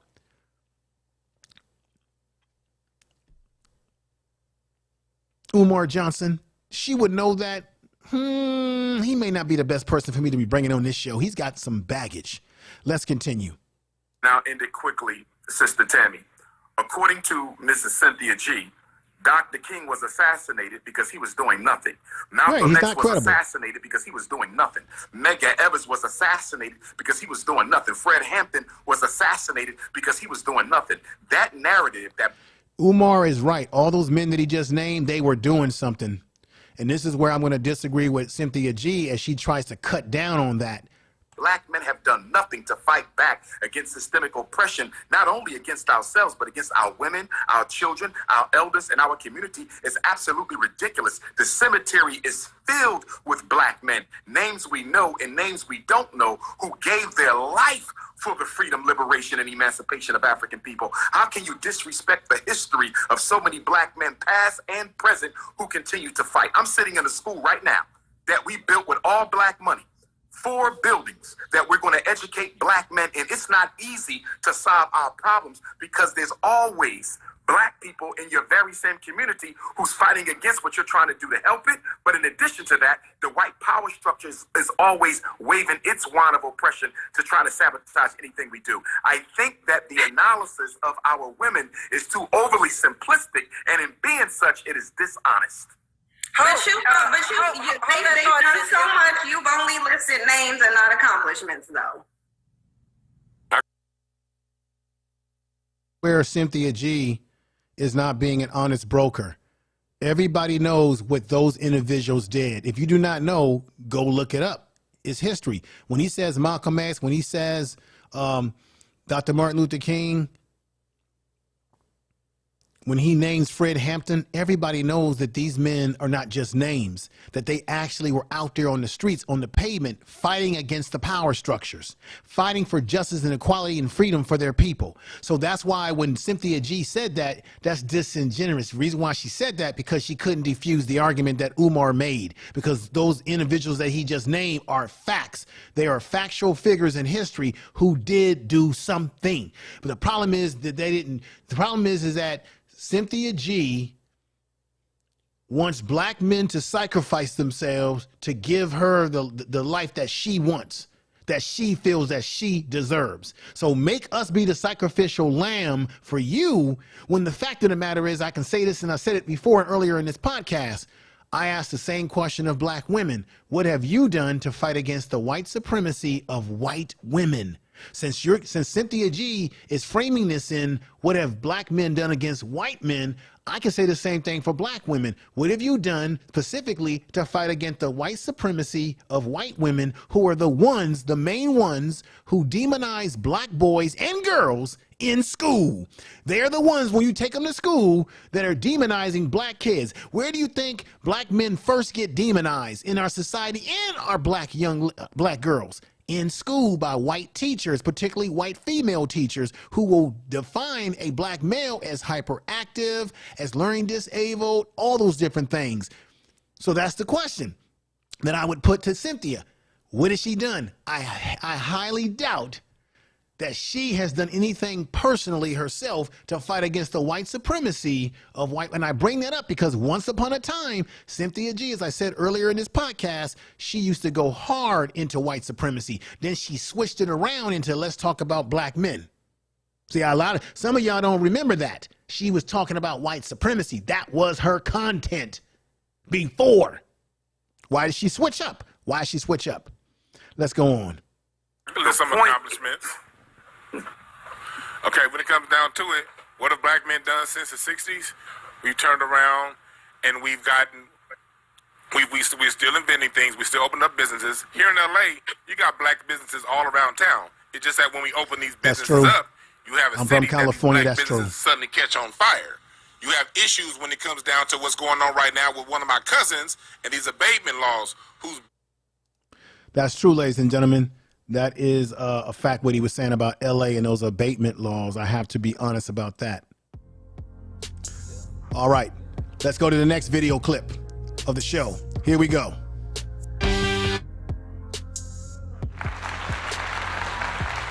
White supremacy, does it exist in your world? And has it affected black men? Absolutely, it exists, and black men have worked in tandem with white supremacy since they've become in contact with it. And this is why I say, in the black community, we have very disingenuous, very dishonest discussions, especially when it's regarding black men, because we do have a black male worshiping culture. So what we do within that culture, and Umar Johnson is showing it today, is absolve black men from any accountability for what they've done. Number one, we wouldn't be in a system of white supremacy had it not been for black men. So if you want to go all the way back to history, then let's go back to history when black men were selling their own people into white supremacy. Let's go back into history when 16 years off the plantation, black men were... I'm going to stop it right there. I know where Cynthia G is going, and I'm going to negate that right now. It is true that you had Africans that were involved in the slave trade, but that slave trade was a primarily first. Umar's going to say that it was Europeans. Wrong. The first people that were involved in the slave trade were the Portuguese, and you had the Arabs that were involved. Then you had the Europeans that came along after that. However, Portuguese are considered European, but I'm talking about, when I say European, I'm talking about the British. So you had the white British who came into it, right? But you've always had slavery throughout the world for centuries, folks. So the concept of slavery wasn't just a new thing at that time. So in order to have a slave trade, you had to have African tribes that were willing to be involved. And we know that because Ghana right now, a couple years ago, they gave an apology to black people as it related to slavery and what happened to us in this society, or what I would call this world that we live in, called America. Okay? So it is very true that it was the royal class, black queens and black kings, who were involved in cutting deals with these Portuguese and Europeans, Arabs, to bring slaves over here. You could not move those many people from the continent without there being some involvement. And now this is where I'm going to shut Cynthia's mouth up, because she wants to say, well, black men were lock and step with white supremacy. There's a movie that's getting ready to come out that everybody's getting excited about, and I know a lot of women out there can't wait to see it, about the Dahomey tribe in West Africa, where you had a woman king, or you had women warriors. And they're going to give you the Hollywood version of the Dahomey tribe in Africa, where they're going to make, the women in the movie look glorious and make it look like it's a female Black Panther movie and things of that nature. And I'm here to tell you that Dahomey was a tribe, an African tribe, an African civilization that had women that were warriors, and guess what they were doing to economically fuel their country? The Dahomey nation was heavily involved in what, Cynthia G? And what? Let me give it to you. the homie nation was heavily involved in slave trading. That means that was women involved in it, as well as men involved in it, and enslaving or selling black people in the continent into slavery, along with Ghana was involved in it. Various countries in the western part of Africa, the Gold Coast of Africa, were involved in selling off black people into slavery. And Dahomey was unique because this was a tribe that really put women on a pedestal. And the women were involved in this too. But they're going to give you the Hollywood version this September to make it all look heroic. But if you go deeper and do your research about the Dahomey civilization, they were major slave traders with the Europeans. They were hand lock and step with them. And when the warriors went up against, when they end up, guess what they ended up doing? They ended up submitting themselves to the European power structures, men and women in this nation. So I don't want to hear Cynthia G once again, because Cynthia G, if you are a learned person, then you should know your history about how the Dahomey tribe that all y'all gonna get excited about, which was a tribe of women or women warriors, the woman king, you're gonna see it in the movie, women warriors. It was a society that made their money and their bones off of the slave trade. And the women were involved as well. See, how many of y'all know that? Do your research. Let's continue.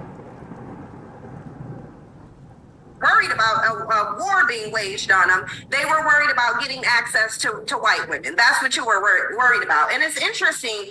There's a reason why I feel like Umar focused mostly on me and Hope's attitudes, and it's because he can't accurately answer the question. He mentioned names, not accomplishments. And the reason being is because I think he mentioned those names specifically because the accomplishments of those people don't have to be explained.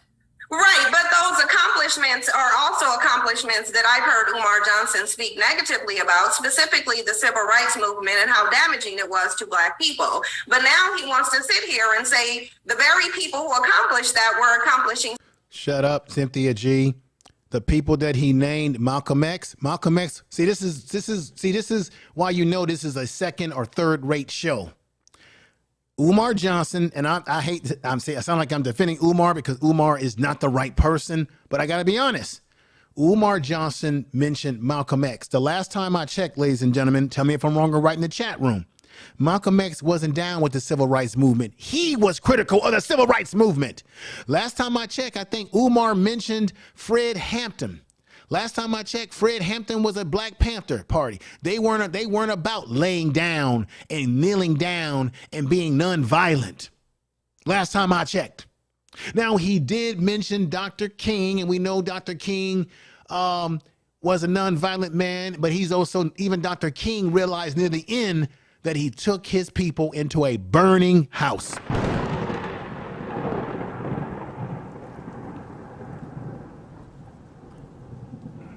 The truth. Tell the truth. So Cynthia G, I don't know why they didn't catch that on this show. Cynthia G said the people that you just named were people that were part of the civil rights movement. Malcolm X was not a part of the civil rights movement. People like Fred Hampton, he wasn't a civil. Now, the two people that he did name that were part of the civil rights movement was Medgar Evers and then Dr. King. But he named two other people who weren't with that level of civil rights. Okay. So to be fair to Cynthia G, she did name, there are two people, but it's funny how she gets away from the fact that he did name two people in history who weren't what you would call, quote unquote, part of the civil rights movement in terms of, the nonviolence type thing. Let's just be, we got to tell it all here. Something beneficial when in his own opinion, that wasn't beneficial and did more harm to the community than good. So Earl I think Owens, that what's up, because brother? we're having such a dishonest discussion where black M men Music Man, don't 1982, want what's to up? take accountability for what they've done. They want to be the victims of society, but then they want submission from the women. The bottom line is I'm not willing to deflect from the fact that, number one, black men are Yvette the W., how you greatest doing, sister? non-white contributors to white supremacy. Let's just be real. White supremacy couldn't even exist without black men's compliance. They're always uplifting whiteness, biracial children, and trying to assimilate. And that's why I went back to the notion of. Okay, Cynthia G makes a good point about the whole thing about biracial children and assimilating, what have you. However, we both play a role in it. We've got black women who also were into lighter skinned black men. There are black women out there who like the idea of having a mixed child. There are black women that go to beauty shops. I saw this growing up as a kid, as a young adult, where you would have black women that would look behind the ear of a baby to make sure that baby was gonna be light. There would be women that would say, ooh, girl, you're gonna have a pretty baby. Your baby gonna have straight hair. He ain't gonna have no kinky hair because your man is mixed. Your man is not black, or your man is Mexican, or your man is light-skinned like, you know, Chico Jabarge or something like that. Then you have black men who were color stroke, and they were heavily into light-skinned women, and oh yeah, you know, a light-skinned woman, you know, they're the best woman because they looked close to white. So black men did the same sort of bullshit too, where we got color stroked as well. We got caught up in our colorism as well, right? That is a fact because that's called cultural conditioning. Everything around us, both black men and black women, everything around us was being promoted as white is right. If you're white, you're white. If you're white, you're right. If you're brown, stick around. If you're black, step back and get back. That's the truth. Tell the truth. That's sort of the things that we said growing up, ladies and gentlemen. Tell the truth. And then black people use colorism on each other. And where did we get that colorism from? That was the whole plan of white supremacy. Have us fighting each other over bullshit to divide and conquer. And that's what this interview or this panel discussion was all about on Fox Disaster Soul. That's the truth. Tell the truth. Tell the truth. The only time black men truly feel like there's a war against them is when they feel like they're being punished for something white men do. At the end of the day, y'all dropped the ball. You're blaming white supremacy on your failures. We already know there's oppression, but black women are double oppressed. We have more barriers to face. You have male privilege in a patriarchal system and you can't even get it right? Well, Dr. Umar, I think we all know your stance on interracial marriages. Absolutely, but let me also So say please this. acknowledge what the rest of what Cynthia G has said. Absolutely. I'm not sure where Sister Cynthia took history class, but if you know anything about the transatlantic slave trade, the transatlantic slave trade was a European enterprise. It was I'm not talking an about the African enterprise. sub-Saharan. And all I'm talking about the sub-Saharan Excuse me, slave trade. You should go look into it. Excuse me. Well, me. you address me. May I finish? Go look into May the I sub-Saharan slave trade where black May I men were finish? I trading don't their want a women monologue. and May I children finish? for alcohol I do and not want a tobacco. monologue. May I finish? May I Go ahead, finish Dr. my Umar. thought? The transatlantic slave trade was a European enterprise. It was not an African enterprise. Although there were some chiefs who participated in it, by no means did they control the direction and extension of the transatlantic slave trade. So that's number one. Number two, black men resisted enslavement, not only on the shores of Africa, but right here in America. We celebrate Nat Turner, Denmark Vesey, Gabriel Prosser. There's literally hundreds of documented You are attempts listening by to African men to Information liberate Man not only themselves, podcast. but their women and their children. So to act like we just sat there and we're complicit in our own oppression is absolutely ridiculous. The other point I want to clarify for your information, Cynthia G, you've never, ever heard me condemn the civil rights movement. The good Reverend Dr. Martin Luther King Jr. is a hero of mine. And despite me being a Pan-African nationalist, I take issue with other black nationalists who do want to dismiss Dr. King's accomplishment.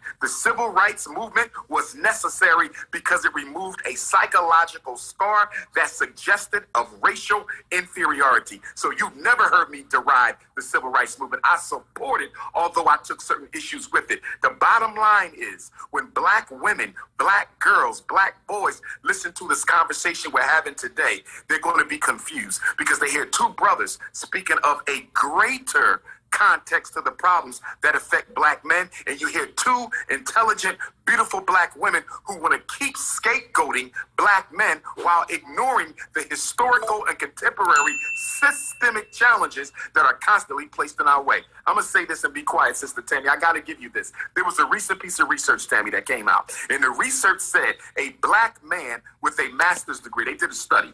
They had white males who had come out of prison apply for jobs. They had black men with master's degrees, Sister Tammy, apply for the jobs. And guess what? The white males with prison history and no education were called back more than 75% of the time than black men with no prison history and a master's degree. I'm aware of that. I am aware of that survey. I am. Hope, I saw you give Dr. Umar the side eye. It's only because I can't, you have 1,001 clips on the internet, but I know for a fact that one of the things that I was offended about in doing research or just seeing you on the internet is that you have definitely talked about your disdain for some of the practices of Dr. Martin Luther King. So to sit here and gaslight us as if most of us have not seen. That's not true. Find the clip. Find the clip. Well, Dr. Umar, you yourself said you yourself just seconds ago said you did find some things in the civil rights movement problematic. But I supported the movement, and I still support it. Everyone supported it. Every time I'm in Atlanta, I have never been as a black man, as a black person in America. If we're going to have the conversation, let us be honest. Let's not misrepresent. You're the only one not being honest, Umar. You're not being honest. Find the clip. We don't have to argue about it. We don't have to argue about it. Find the clip. Just admitted to it. We don't need to. There's 60 seconds left on the 60 seconds left on this segment. We won't be able to find the clip.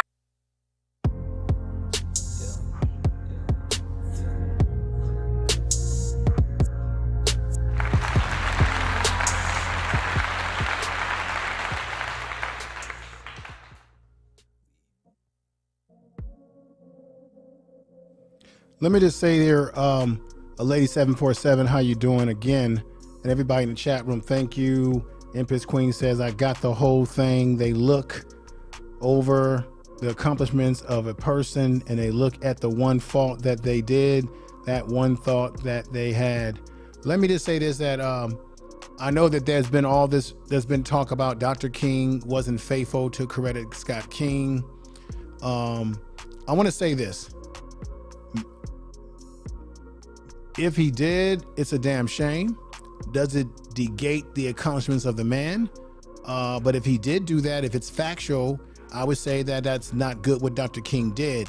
I don't, but we also have to keep this in mind. The FBI was doing everything that they could to create tension within the household, to affect Dr. King by affecting his household. That's documented. Same thing with Malcolm X. That the FBI, you cannot, just keep this in mind. The FBI is good at manufacturing stuff to make us believe, because you got to ask yourself, where'd that information come from? Did it come from the FBI? The same FBI that has a history of destroying black organizations, destroying black men and women? The same FBI organization that was bugging black leaders and planting things on them, manufacturing stories? That it is a fact that J. Edgar Hoover wanted to do whatever it took to get Dr. King out of the box. And it is a fact that they were doing things to put pressure on the family. That's why they don't want to open up the files too much and let you see all the shit that they was collecting. So if he did do these things, like cheat on Coretta Scott King, I say that was a bad thing that he did. It was a terrible thing. He should have never did it. But I also do know that we have to also realize, where's our source of information coming from?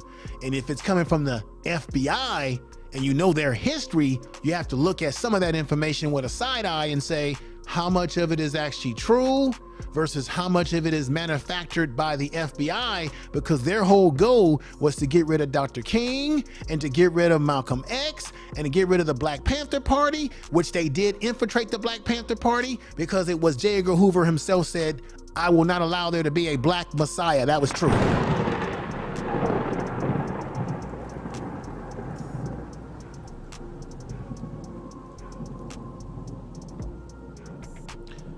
let me give you the last clip. It'll be a shorter clip, and then I'll get into the other segment of this program as I'm trying to run against the clock, because I know people are going to be checking out Honors, but I'm going to get through this as we all go over and see what Honors is doing very soon. Let me get through this last clip. This clip is like a 2-minute clip from the show, and then I'll go into the Umar portion of and those will be short clips, and then we'll get a crescendo on the podcast. I thank you all for being here in the chat room, showing up. Nappy Yankee.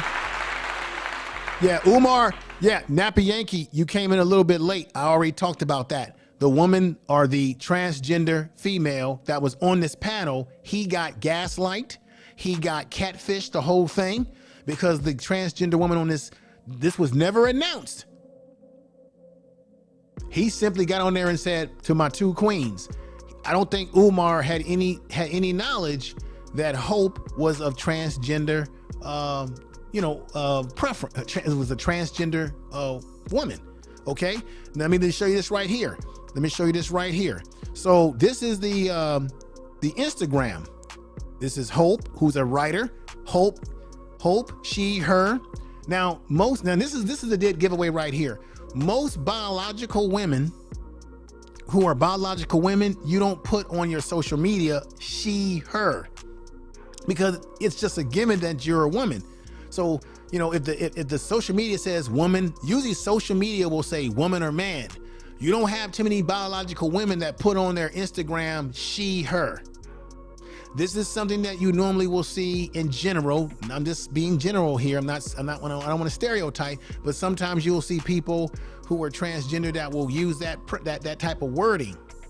Okay, and this is her Twitter, her Instagram handle, and it came out in the wash that she is a transgender woman. She was born a man and she changed her sex. The only reason why I'm making a big issue out of this is that if you're going to have a conversation that has to do with a heterosexual man and a heterosexual woman and Cynthia G about black women and black men, and then you bring someone on the panel that either you believe is a biological woman that's talking against, who is also reinforcing Cynthia G's talking points as it relates to talking about black men.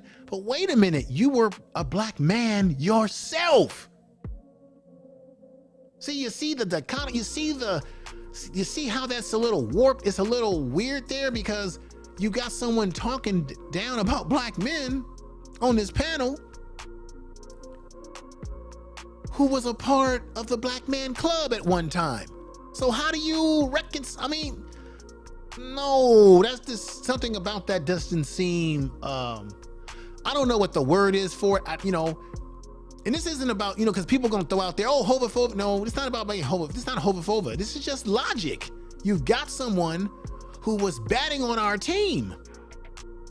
They just switched themselves to another gender, and now talking about black men as if they weren't a black man themselves at one point in time. I mean, golly. Cynthia G is talking about black men on this panel and has someone that was a black man, born a black man, and had to change themselves physically to be a female, transgender female. This is the truth. Tell the truth. And this is not about hating on. I got no problem with people being what they want to be and loving who they want to love. I just think for the purpose of this conversation, as it relates to when we talk about black men and black women, this is not hate. Usually when we talk like this, we're talking about biological black women and biological black men in these discussions in general. Let's go on to the next clip. And this won't be, wow,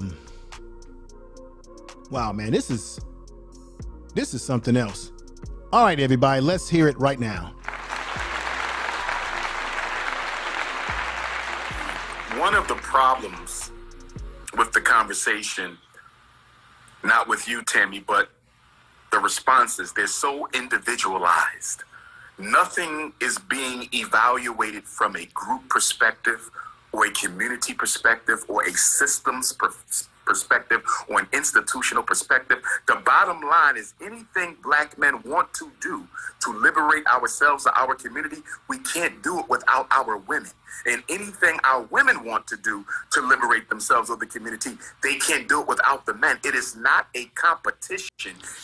Now, let me say this again. Umar Johnson is correct, but he's just not the right person to give this message because of how sloppy, goofy he is, how he's always pandering to the black community to give him more money and some more and some more and some more. How he talks about black people, how he's always talking about black women in a sexual manner. You see what I'm saying? He gets on this show, he's talking all this good stuff, but he ain't living up to none of this stuff himself. And as a reminder again, ladies and gentlemen, of this podcast, the federal laws allow citizens to reproduce, distribute, or exhibit portions of a copyright motion picture, video, tape, or video disc under the certain circumstances without the authorization of the copyright holder. This is called fair use, and then it allows for the purpose of criticism, news reporting, teaching, and which does not infringe on the copyright under 17 USC 107. Everything that I've been showing today, fair use under 107 under the law, federal laws. Thank you, ladies and gentlemen.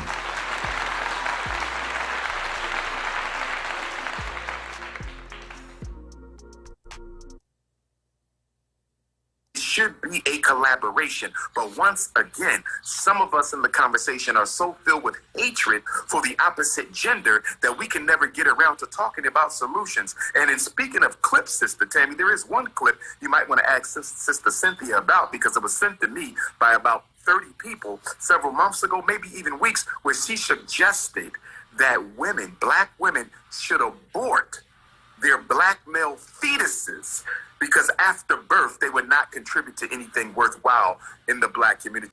Now, ladies and gentlemen, I got to be honest about this statement that Umar Johnson is saying right now. That is something that I heard. Now, did I hear it out of my own ears?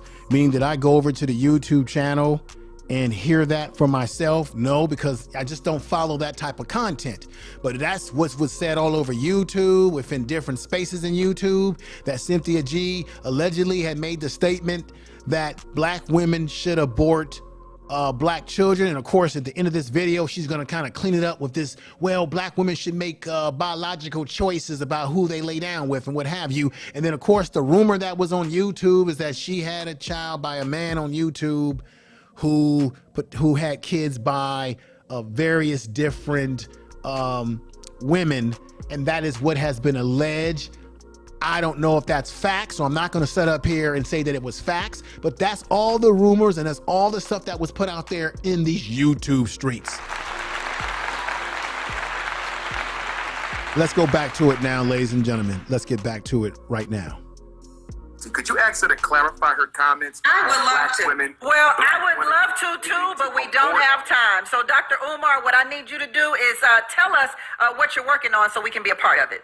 Yes, indeed. This Saturday will be the second annual Frederick Douglass Marcus Garvey RBG Family Festival right here at 601 East 17th Street, Wilmington, Delaware. All free. Come out. We are looking forward to seeing everybody. Go to FDMGfestival.com to register for the free event. And please register for my new online video platform, www.drumar.tv. That's www.drumar.tv. And parents who need help with their children, special education, ADHD, psychiatric medication, IEP, autism, learning disability, reach out to me. 215-989-9858. No, don't reach out to him. No, don't reach out to him. No, don't reach out to Umar Johnson. Umar Johnson doesn't have an office. He doesn't have any professionalism about himself. Why would you go reach out to a man who isn't licensed at this time, a man who's he's a beggar bond. He jumps from hotel to hotel to Motel 6 all over the goddamn time. You never see him in an office. Doesn't even conduct himself appropriately on digital. His digital reputation is ratchet. Spends his time talking about black women of all different flavors and colors and shades and what have you. He's doing things where he's having mock marriages like this. No, this is not a man you go see. No. No!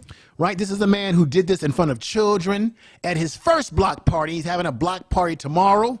This is a man who was being, people were saying all over news, came off of News 1. Dr. Umar Johnson gives a bitter update on his school for black boys. And we know that he gives us nothing but excuses after excuses. And I've always been taught that excuses are tools of the incompetent, and those that use excuses seldom succeed. The construction of the Frederick Douglass Marcus Garvey Academy has been completed by Johnson confirmed. That was a lie. No! That was a lie. He said that at one point in time. I think y'all forgot about that, right? So he said that it was completed. No, it's not. Johnson confirmed that truth.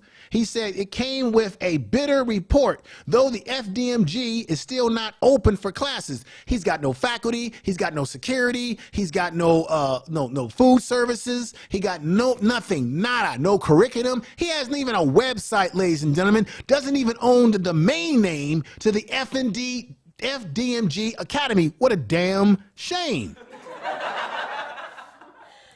Johnson challenges black tradesmen in particular to offer their pro bono services. See, he wants everything for free. In the area of HVAC, there's people that have tried to give Umar Johnson help, and he does not want help. He doesn't care. He turns people down. You all know this already.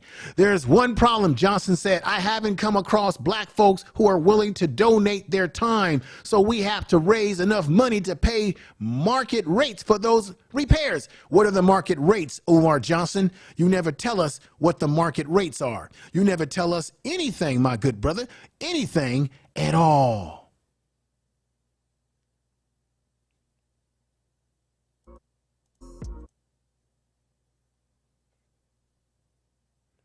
Let me give you this right here.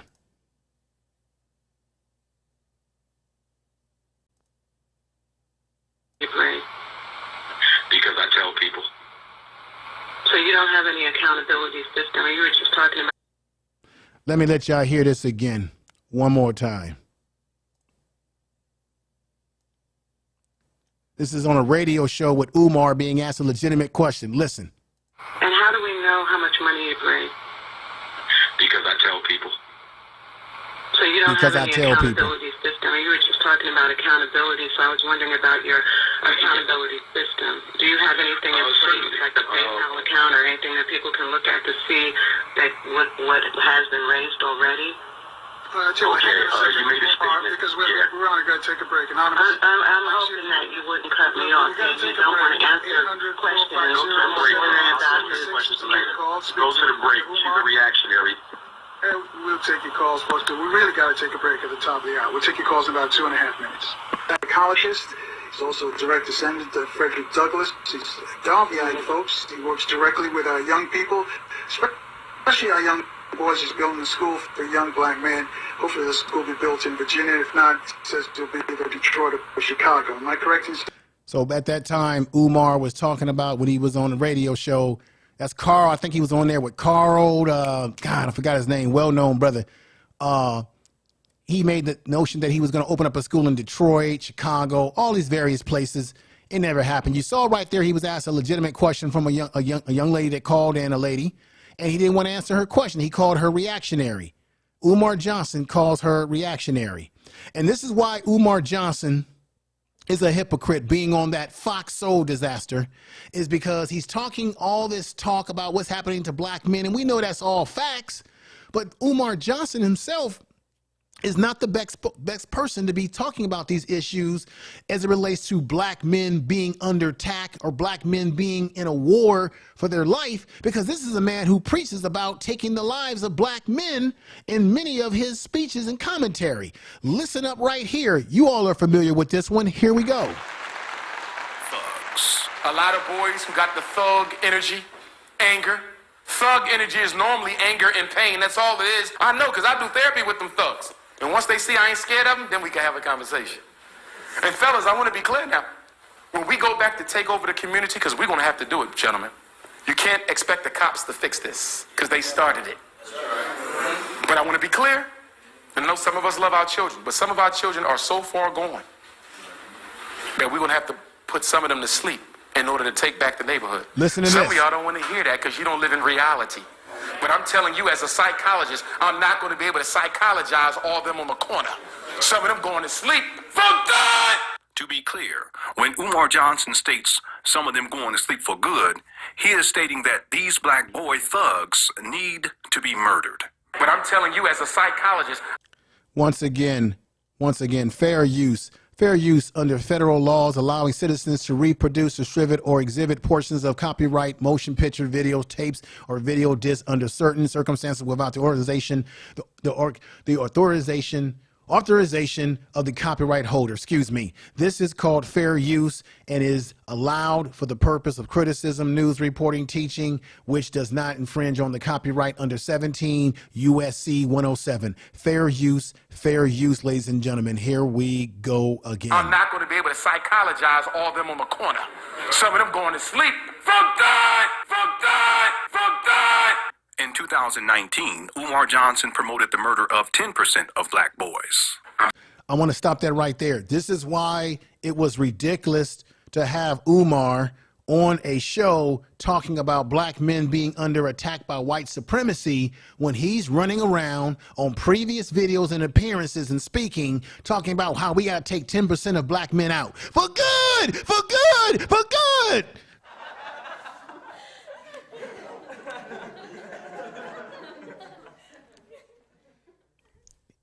That's why I put on the thumbnail, hypocrite.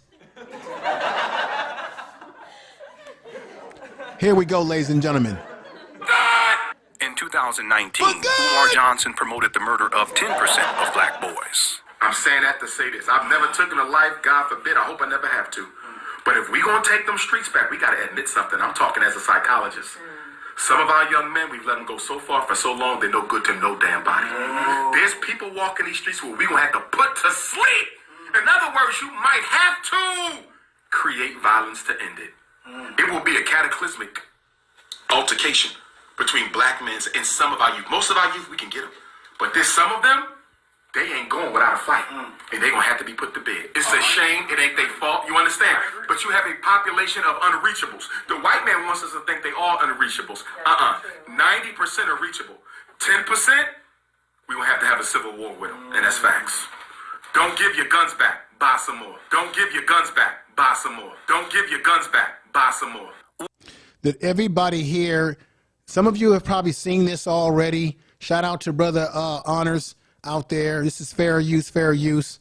I'm trying to, do this little podcast because I know he'll be coming on at some point in time. But I'm going to get through these little short videos of Umar as we get to a conclusion. But anybody, you've seen this video before. If you've seen this video before, put a 1 in the chat room. You probably are familiar with some of this material already. But it's important to play this stuff to remind yourself when you hear Umar on programs like Fox Soul under a hitting that are black men in a war, are black men under attack. How can he sit up there on a panel on Fox Soul Disaster, make those statements, while at the same time setting up here and telling you and me on video, on radio shows, that we're going to have to take 10% of black boys out of here or black men out of here? What is that all about?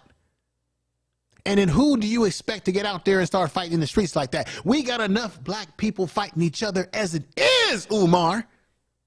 You are the wrong messenger. You're executing the wrong bullshit here, brother. You got popular when you were on the Hidden Colors, and all that popularity just went to your head. It went to your head. Umar Johnson encourages black people to buy more guns in preparation for his black civil war against 10% of black boys.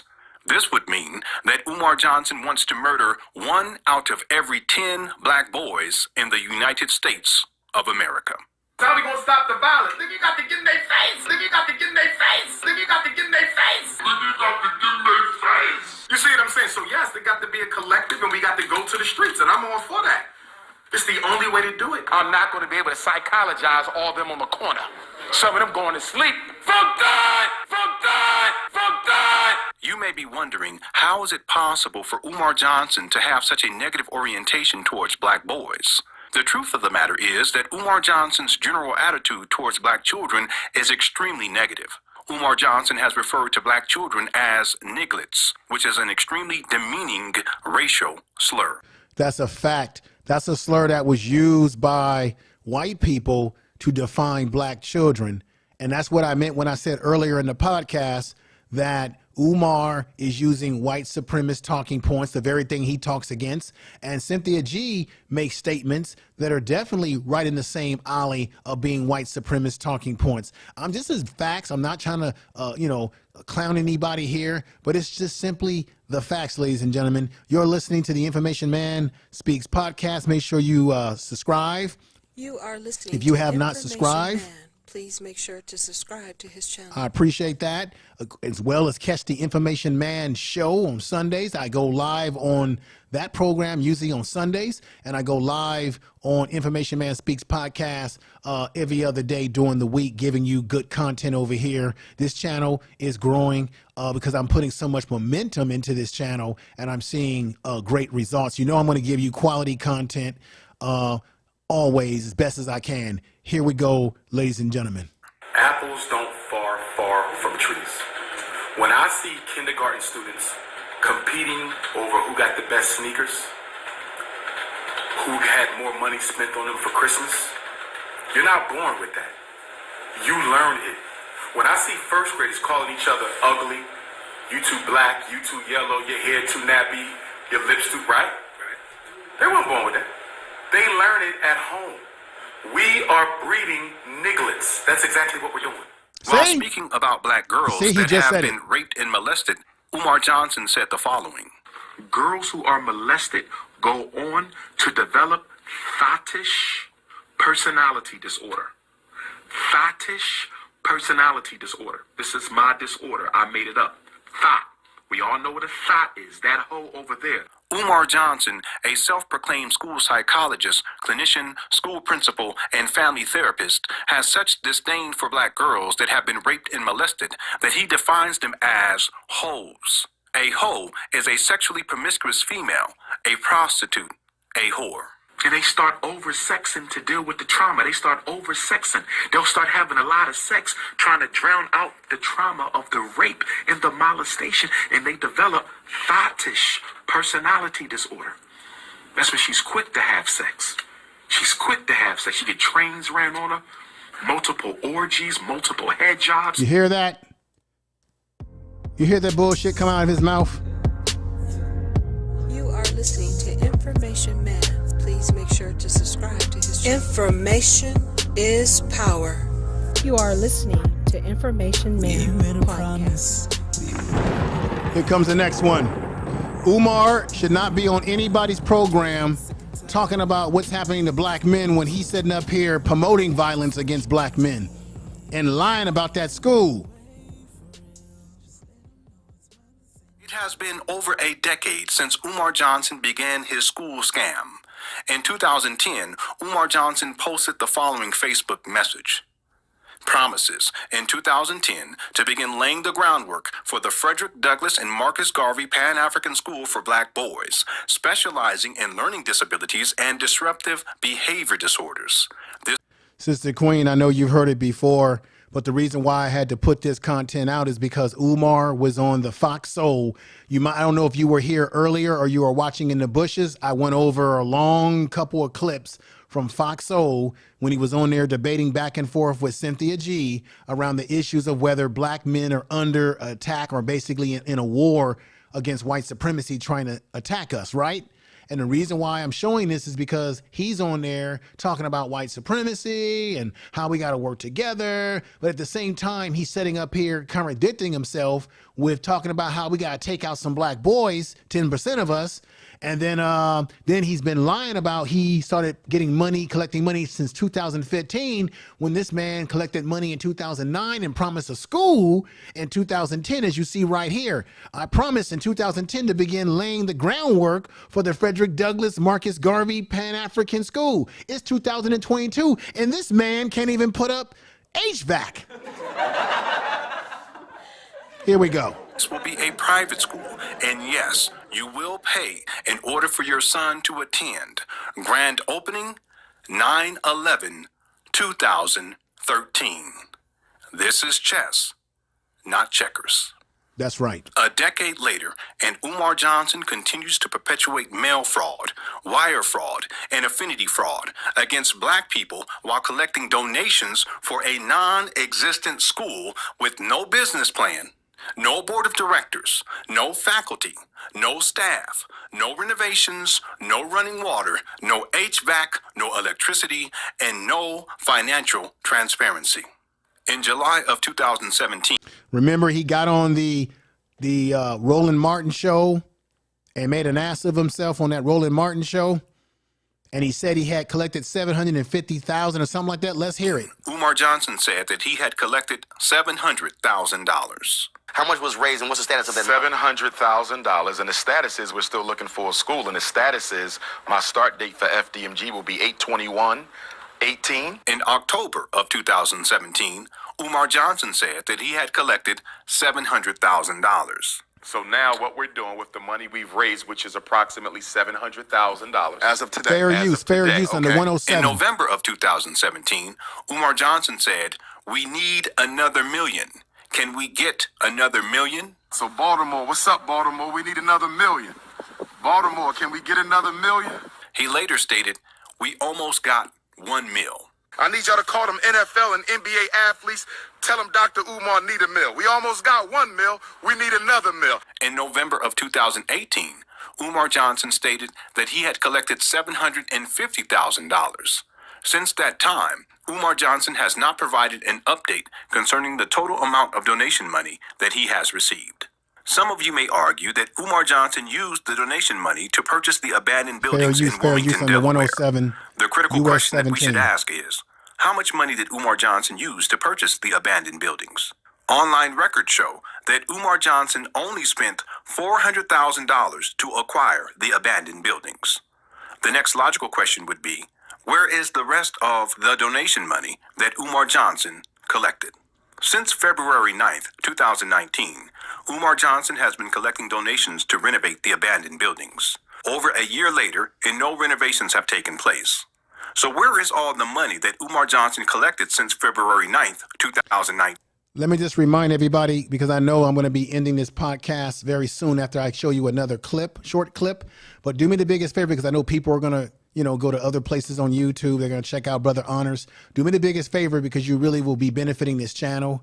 And that is, if you can, share this in your social media. Share it in your Facebook. Share this video in your Twitter. Share this with a friend, family member. Subscribe to the program if you have not subscribed to the Information Man Speaks podcast. This is my second channel. My first channel is Information Man Show. A lot of people know me from that channel. This is my podcast channel, which I kind of dusted off a little bit of the cobwebs because I hadn't been doing anything over here in a long time. But ever since I've been cranking out the content, I'm seeing, numbers going up a little bit, some subscribership happening. So this channel is going to be a fixture into what I do as a content creator on YouTube.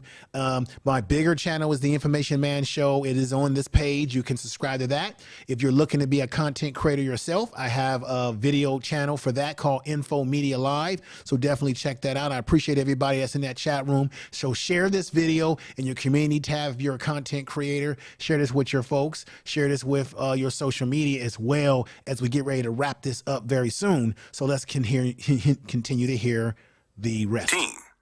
How much has he raised since February 9th, 2019? How much money has he raised since he started collecting donations? No one knows because there is no transparency. Let me show you something right here. Right here, everybody. Do any of you in the chat room ever see Umar Johnson? Let me just say this right here again. How many of you in the chat room actually see Umar Johnson in an office working like this? Working in an office. This is the design this was the design for him that was done for him by someone who designed this for him, and he rejected it in terms of he did not have his business in order to contact the brother who designed this for him for what the school could look like in a visual that could be his office. So Umar Johnson is always in that gym, but that gym don't look like that. Umar Johnson is just not about the real life. Okay? Umar Johnson ain't about this kind of life right here in an office. You don't see him in no damn office. You just see him in a car.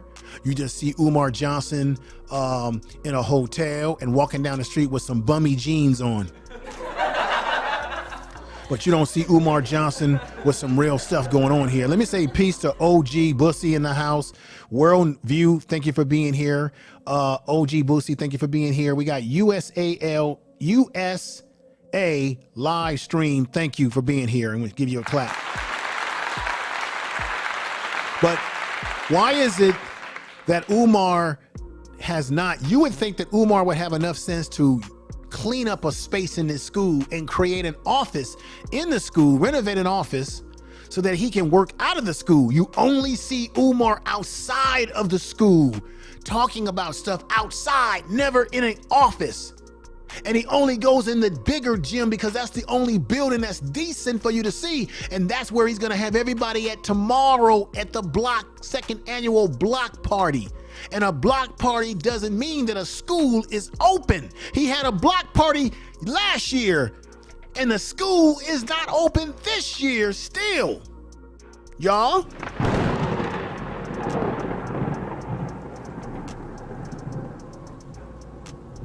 The possibilities of what he could have had. He says that people don't help him. He says that people don't try to work with him. He can't get any professionals. He says, oh, Jose ran off with the money. He didn't put the HVAC up. Jose, is this you, Jose? Comprende? Jose? Yeah, this is me, Jose. Oh, how much you pay? How much you pay? How much you pay? Every time we turn around, he moves the bar and says, well, the person who did the work, they ripped me off. This person ripped me off. Then if these people are ripping you off, why haven't you taken lawsuits against them with the people's money to fight against them, Umar? You never hear Umar ever say, has anybody ever, this is what the gym could have looked like if the man was actually serious about it when a professional came to him about constructing the gym in the school in a professional manner. But Umar never says, I'm going to take a lawsuit against the people who were supposed to, because Umar is $1 late and 25 cents short because he uses a bunch of fix-it people. He uses fix-it people to get the job done that should be done by professionals, ladies and gentlemen. Now, with that said, let's hear the other video. How, now, any of you out there that are still supporting Umar, you gotta be like, oops, upside. You've got to be, and this is the best way that I can illustrate it right now, you got to say to yourself, and I mean, and I do mean this, you got to be saying, oops, upside my head. I say, oops, upside my head. Because Umar talks to black people like a dog when trying to collect money from them. He's criticizing people who have actually given him their hard-earned money. And this is how he talks to y'all. And this is a man who gets up on a Fox Soul show talking about, well, the black man's under attack, but yet he talking about black people like a dog. Here we go, ladies and gentlemen. Umar Johnson's hatred towards black boys, black girls, and black women is also projected towards his donors. I called PayPal before I started using PayPal for the school fundraising. And I didn't want to use PayPal, but lazy Negroes kept talking about why I just can't make an online donation. Take your lazy ass to the post office and get a stamp. So far, we raised $250,000. I'm gracious, but I'm not content. Because I know y'all got a lot more to give me than some $250,000. When Darren Wilson killed Michael Brown, white folks gave him $300,000 in 3 weeks for his defense. And Dr. Umar, white people have generational wealth. Black people don't have generational wealth. And also, before you start using the excuse, or anybody, that, well, black people spend money on Nike shoes and fancy things like that, the bottom line is maybe black people are not donating to you like you want them to as much money because maybe there are black people who don't really believe that you are legitimately serious about opening up a school. And so that's why people really haven't been ratcheting up the donations or giving you the money that they want, because sometimes we are distrusting of each other, and it's a damn shame. And the reason why black black people are distrusting of each other is for the exact reason of what you're doing now, Umar. Taking money, no accountability, not showing the books, not telling us what you're spending it on, what you spend on it, how much you got. Umar is ruining it for everyone out there who may be legitimate, who may want to come to black people and say, help me crowdfund this.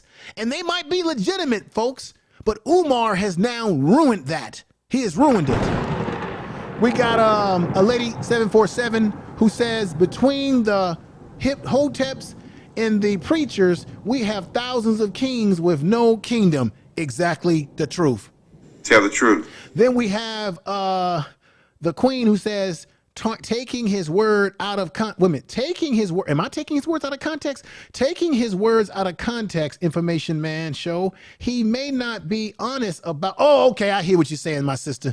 Taking his words out of context, Information Man show. He may not be honest about things, but the things he says is very much on. No. Check this out, the queen. Most of the things that he said on the Fox Soul was true. Most of what he was saying there about, look, there's a reason why black people are sometimes distrusting of other black people with money. Guess why? Umar is exhibit A. He's the perfect example of why black people are distrusting with giving black people money for something, because of people like Umar who lead you on and never deliver. So then black people turn around and say, you can't trust black people. Black man's ice is not cold as the white man's ice. That's how it happened. Although he said some words on Fox Soul that were true, and I agree with the things that he said, you got to ask yourself, the queen, is he the proper person to push the message when he sits up here and talks about black people like a dog? He's been BSing around with the money for this school. All we got to show for it is no HVAC, but we got these damn block parties, second annual block party. Y'all, block parties are a dime a dozen. I can have a damn block party. You can have a block party. Anybody can have a block party. Come on, man. Tell the truth.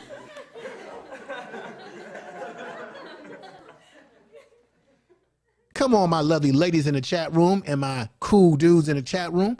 Any of us can have a block party. So the queen, I agree with you in that aspect, but you got to be honest, he's a hypocrite. That's why I put hypocrite on the thumbnail, because he says good things, but he doesn't live up to those things. And then he ain't even married to a black woman right now, as much as he talks about it, and he don't even take care of his kids. He been in child support for over 20 years. When have you ever heard Umar say, I'm going to see my kids? When have you ever seen Umar say, hey, I'm out with my kids today, everybody. We having a little bit of ice cream. You never see it. Never. You don't even hear Umar say, I'm going home to go to bed. You don't even see him in his own damn dining room. Umar Johnson is trying to build a state-of-the-art school for black boys that y'all all know I need. And after 6 months, I only got $250,000. Trifling ass black people. I'm going to call it like I say it.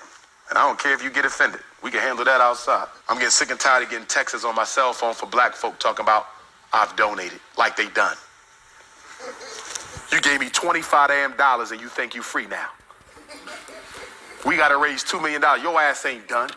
I better get some more and some more and some more and some more until we hit the goal. No, Umar, that's not how you talk to black people. See, I learned the lesson a long time ago, ladies and gentlemen, that you don't get bees with salt. You get more bees with honey. If Umar would just be more humble, show more humility, and also be transparent about the money, you probably would get more black people that would donate, because they would see progress in what you're doing at those abandoned buildings in Wilmington, Delaware. If they could see real progress happening, you would get more donations. You probably would get more black people that would actually support you, like black celebrities and entertainers that you keep hollering about sometimes. While you're setting up on social media arguing about LeBron James and his son, that's their business. While you're talking about all these people who you yourself want money from them. You've burned and hurt your own self, Umar. And now you're talking about you want some more and some more and some more. Well, brothers and sisters, that's the way we're going to have to do this. Trifling ass black people. See? I'm going to call it like I say it. And I don't care if you get offended. We can handle that outside. Wow, everybody. That is a trip. how Umar is, everybody, how he talks. We have come to the conclusion of this podcast. I just made it in time to go over and check out what Honors is doing. But everybody, as you get ready to make your exit from the channel, because I know some of you are going to probably go check out Honors as he talks about Umar as well. Do me the best thing you could do to help my channel, because I appreciate you all in the chat room, is to definitely share this in your social media. Worldview, a lady 747, one of the mods in the chat room, great mod. We got David McClown in there. We got Black Anonymous is in the house, which I appreciate you. He says, I don't know why everybody in that room did not get up and walk out. Hey man, everybody, look, the bottom line is, it's Fox Soul. You're on TV. People want to be on TV. They want to get exposure. Umar's no dummy. He got on there because he wanted to get exposure so that he can further promote the school or promote himself as being the greatest psychologist on the planet, which Umar is not. Ladies and gentlemen, Umar, I'm gonna tell y'all right now, Umar is not the greatest psychologist on the planet at all. This is all in his mind. And I'm gonna say something that maybe I shouldn't say, but I'm gonna say it. And I've had time to sit back and use my clinician hat to really examine Umar. I believe that Dr. Umar Johnson or Umar Johnson, I believe that he is mentally ill. And the reason why I believe that is because you can be a brilliant orator, a brilliant speaker. You can go to school and get a whole bunch of degrees and know all that sort of stuff, but you can still be mentally ill. I think the reason why Umar is the way he is because Umar is a savant. He is very gifted in his ability to retain information and to speak. But he does not have social dynamic skills. His social skills are very childlike, which makes me believe there is something mental going on with him. All right. I really do believe there's something mental with Dr. Umar Johnson. And he's probably been like this for a long time. While he's talking about diagnosing kids, he failed to get himself diagnosed as well. And I believe that's what's wrong with this man. And he's very schemy, very much talking about women all the time and what's between their legs and giving women all these different shades of colors and what have you. We already know that black women come in different skin tones. No need to continue repeating that dumb shit, Umar. We already know that, brother. As you see there, he told us that I want to make sure, he said he didn't want to be a colorist. So he said he made sure that he had a black woman that was light-skinned and a black woman that was brown-skinned. As far as I can see, both these women are light-skinned.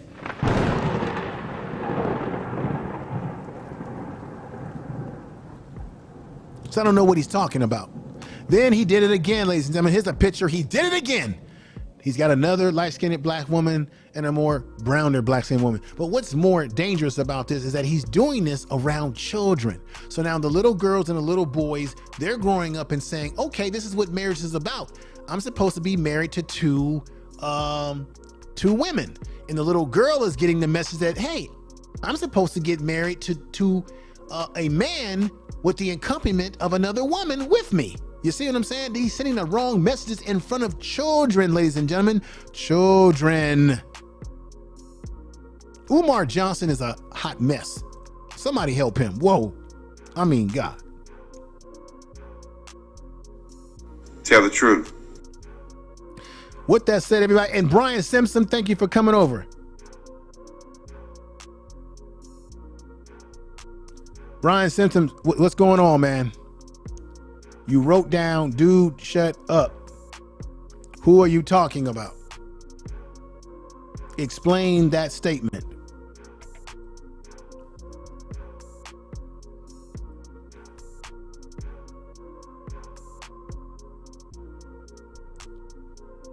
Explain that statement. But I'm just laying it all out here, ladies and gentlemen, as I get ready to end, because I just think, look, and I supported Umar Johnson before I learned of these things that he was doing. I would have loved more than anything for Umar Johnson to be on point and to open up a school and to be honest and transparent with black people that were donating to him. Brian Simpson said I was referring to Umar Johnson and his thank you. I just wanted to make sure, and Brian, I know you've been supporting the channel. I wasn't trying to be funny or anything like that. I just wanted to understand the context of what you said. But I just got to leave it like this. So this is for people that will just say, well, you're hating on Umar. I was a supporter of Umar, so he deceived me as well. I would have loved Umar to have been transparent and to open up a school and fantastic. And if Umar wasn't up and up, ladies and gentlemen, we all would probably be down in Wilmington tomorrow supporting the damn Black Party if he was up and up and honest. I believe if Umar was to come out tomorrow and said to black people on social media, I got something to tell y'all. I know y'all gonna be angry at me, but I gotta tell you that I definitely have messed up here. I've mismanaged this whole thing because I thought I could do it all by myself, and my arrogance got in the way, and I need to get professionals. If he would show nutrition, if he would show humbleness, if he would just be honest, guess what? Black people would forgive Umar because we're very forgiving people. He could turn this around if he would just be honest with us. And that honesty would be to admit that he can't do it by himself. No man is an island to himself. No woman is an island to herself. And this is where Umar has failed in all of his projections. I want to say once again, thank you everybody for watching the podcast today. Make sure you share the video in all your social media. I appreciate everybody in that chat room. Anybody that's a newcomer, I appreciate you to the channel. Come on over, check out the channel, check out some of the older videos on the channel, check out some of the newer recent videos on the channel. Share this video on your social media. And if you have not subscribed to my first channel, the bigger channel, Information Man Show, go ahead and do that too. I would appreciate that. You are listening to Information Man. Please make sure to subscribe to his channel. And with that said, I got to get out of here. I'm going to be running over there to Honors and check out what he's got cooking over there on his show. Thank you. Share the video. Really appreciate you all out there rocking with me. We've been on for some hours now. I knew this was going to be a longer podcast. I normally make my podcast only an hour and maybe 30 or 20 minutes, but I knew this was going to be like a 2-3 hour one because of all the material that I had to go over. But it was well worth it to put this out in the context in which we did today. So with that said, everybody, take care and peace. Listening to Information Man. Please make sure to subscribe to his channel.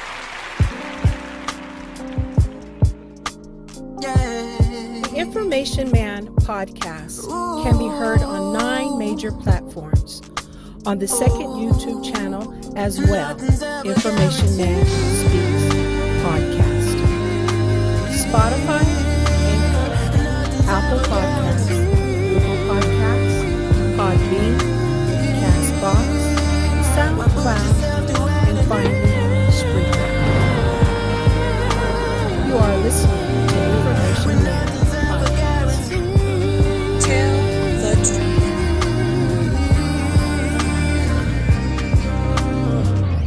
There's no love in Santa Marissa, California. The Information Man Podcast can be heard on 9 major platforms. On the second YouTube channel as well, Information Man Speaks Podcast. Spotify, Anchor, Apple Podcasts, Google Podcasts, Podbean, Castbox, SoundCloud, and finally Spreaker. You are listening to Information Man. Please make sure to subscribe to this channel. Trying to come up on a sure thing or giving up some things when nothing's ever guaranteed.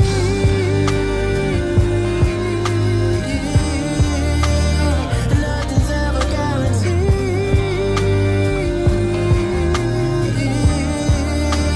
But put yourself through agony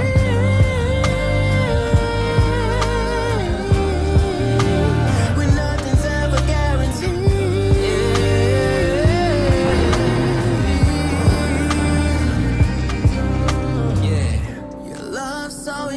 Cause how you had it, yeah. As soon as I got closer, you tried to market it. Send the same old bullshit. Cause Would you rather be with someone who can sponsor it? Looking to be rescued on the west side, the south side. Used to be out of my mind. Just trying to come up on a short thing, or giving up your dreams when nothing's ever guaranteed.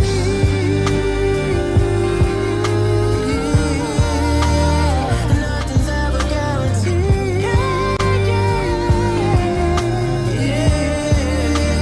Why put yourself through agony?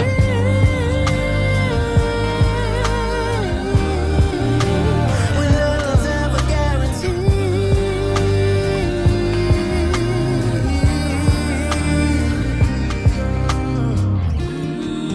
Have you ever dreamed of a perfect picture?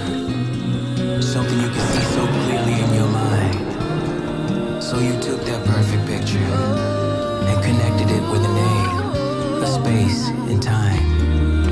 And when you started to share that picture with someone that you thought was so special or rare, you then realized that that wish or vision was something untrue. Thoughts just floating in the air.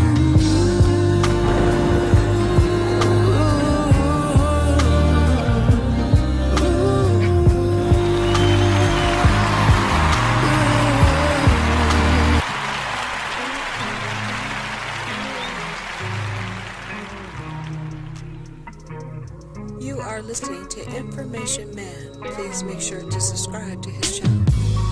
That's all my girl. The Information Man Speaks podcast. Ain't no time for waiting. Tell the truth. You've used all your patience and love. That's all my girlfriend.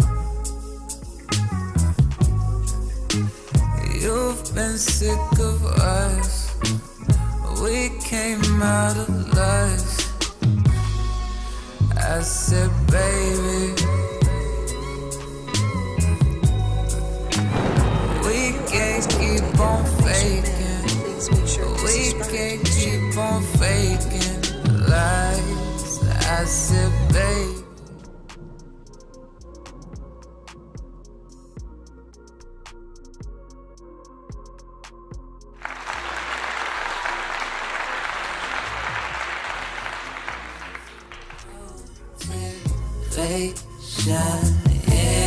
Peace to Natural, Black Anonymous. Peace to Last Call. All of you that are coming in the chat room, if you haven't seen the program, definitely sniff through it in the replay when you have an opportunity.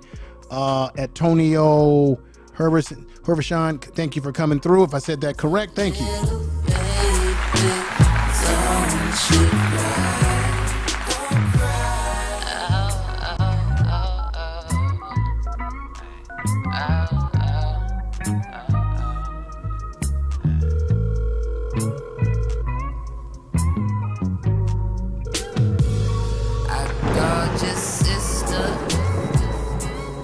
You are listening to Information Man podcast. She hung up, she hates me.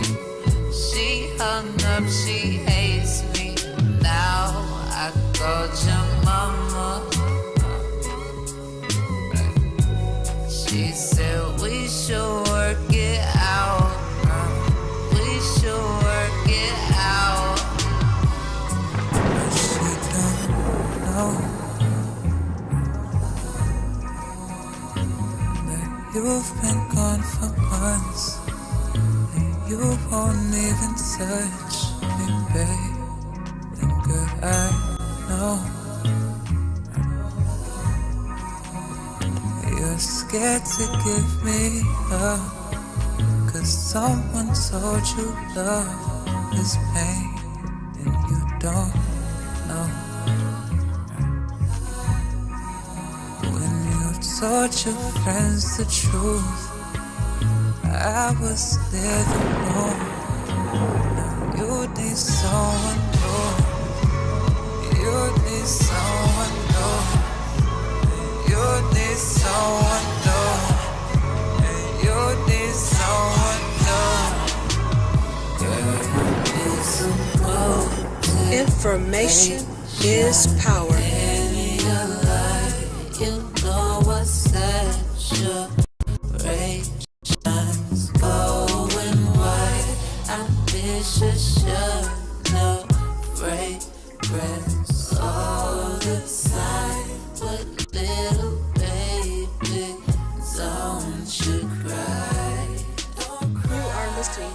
Information Man. Please make sure to subscribe to his channel.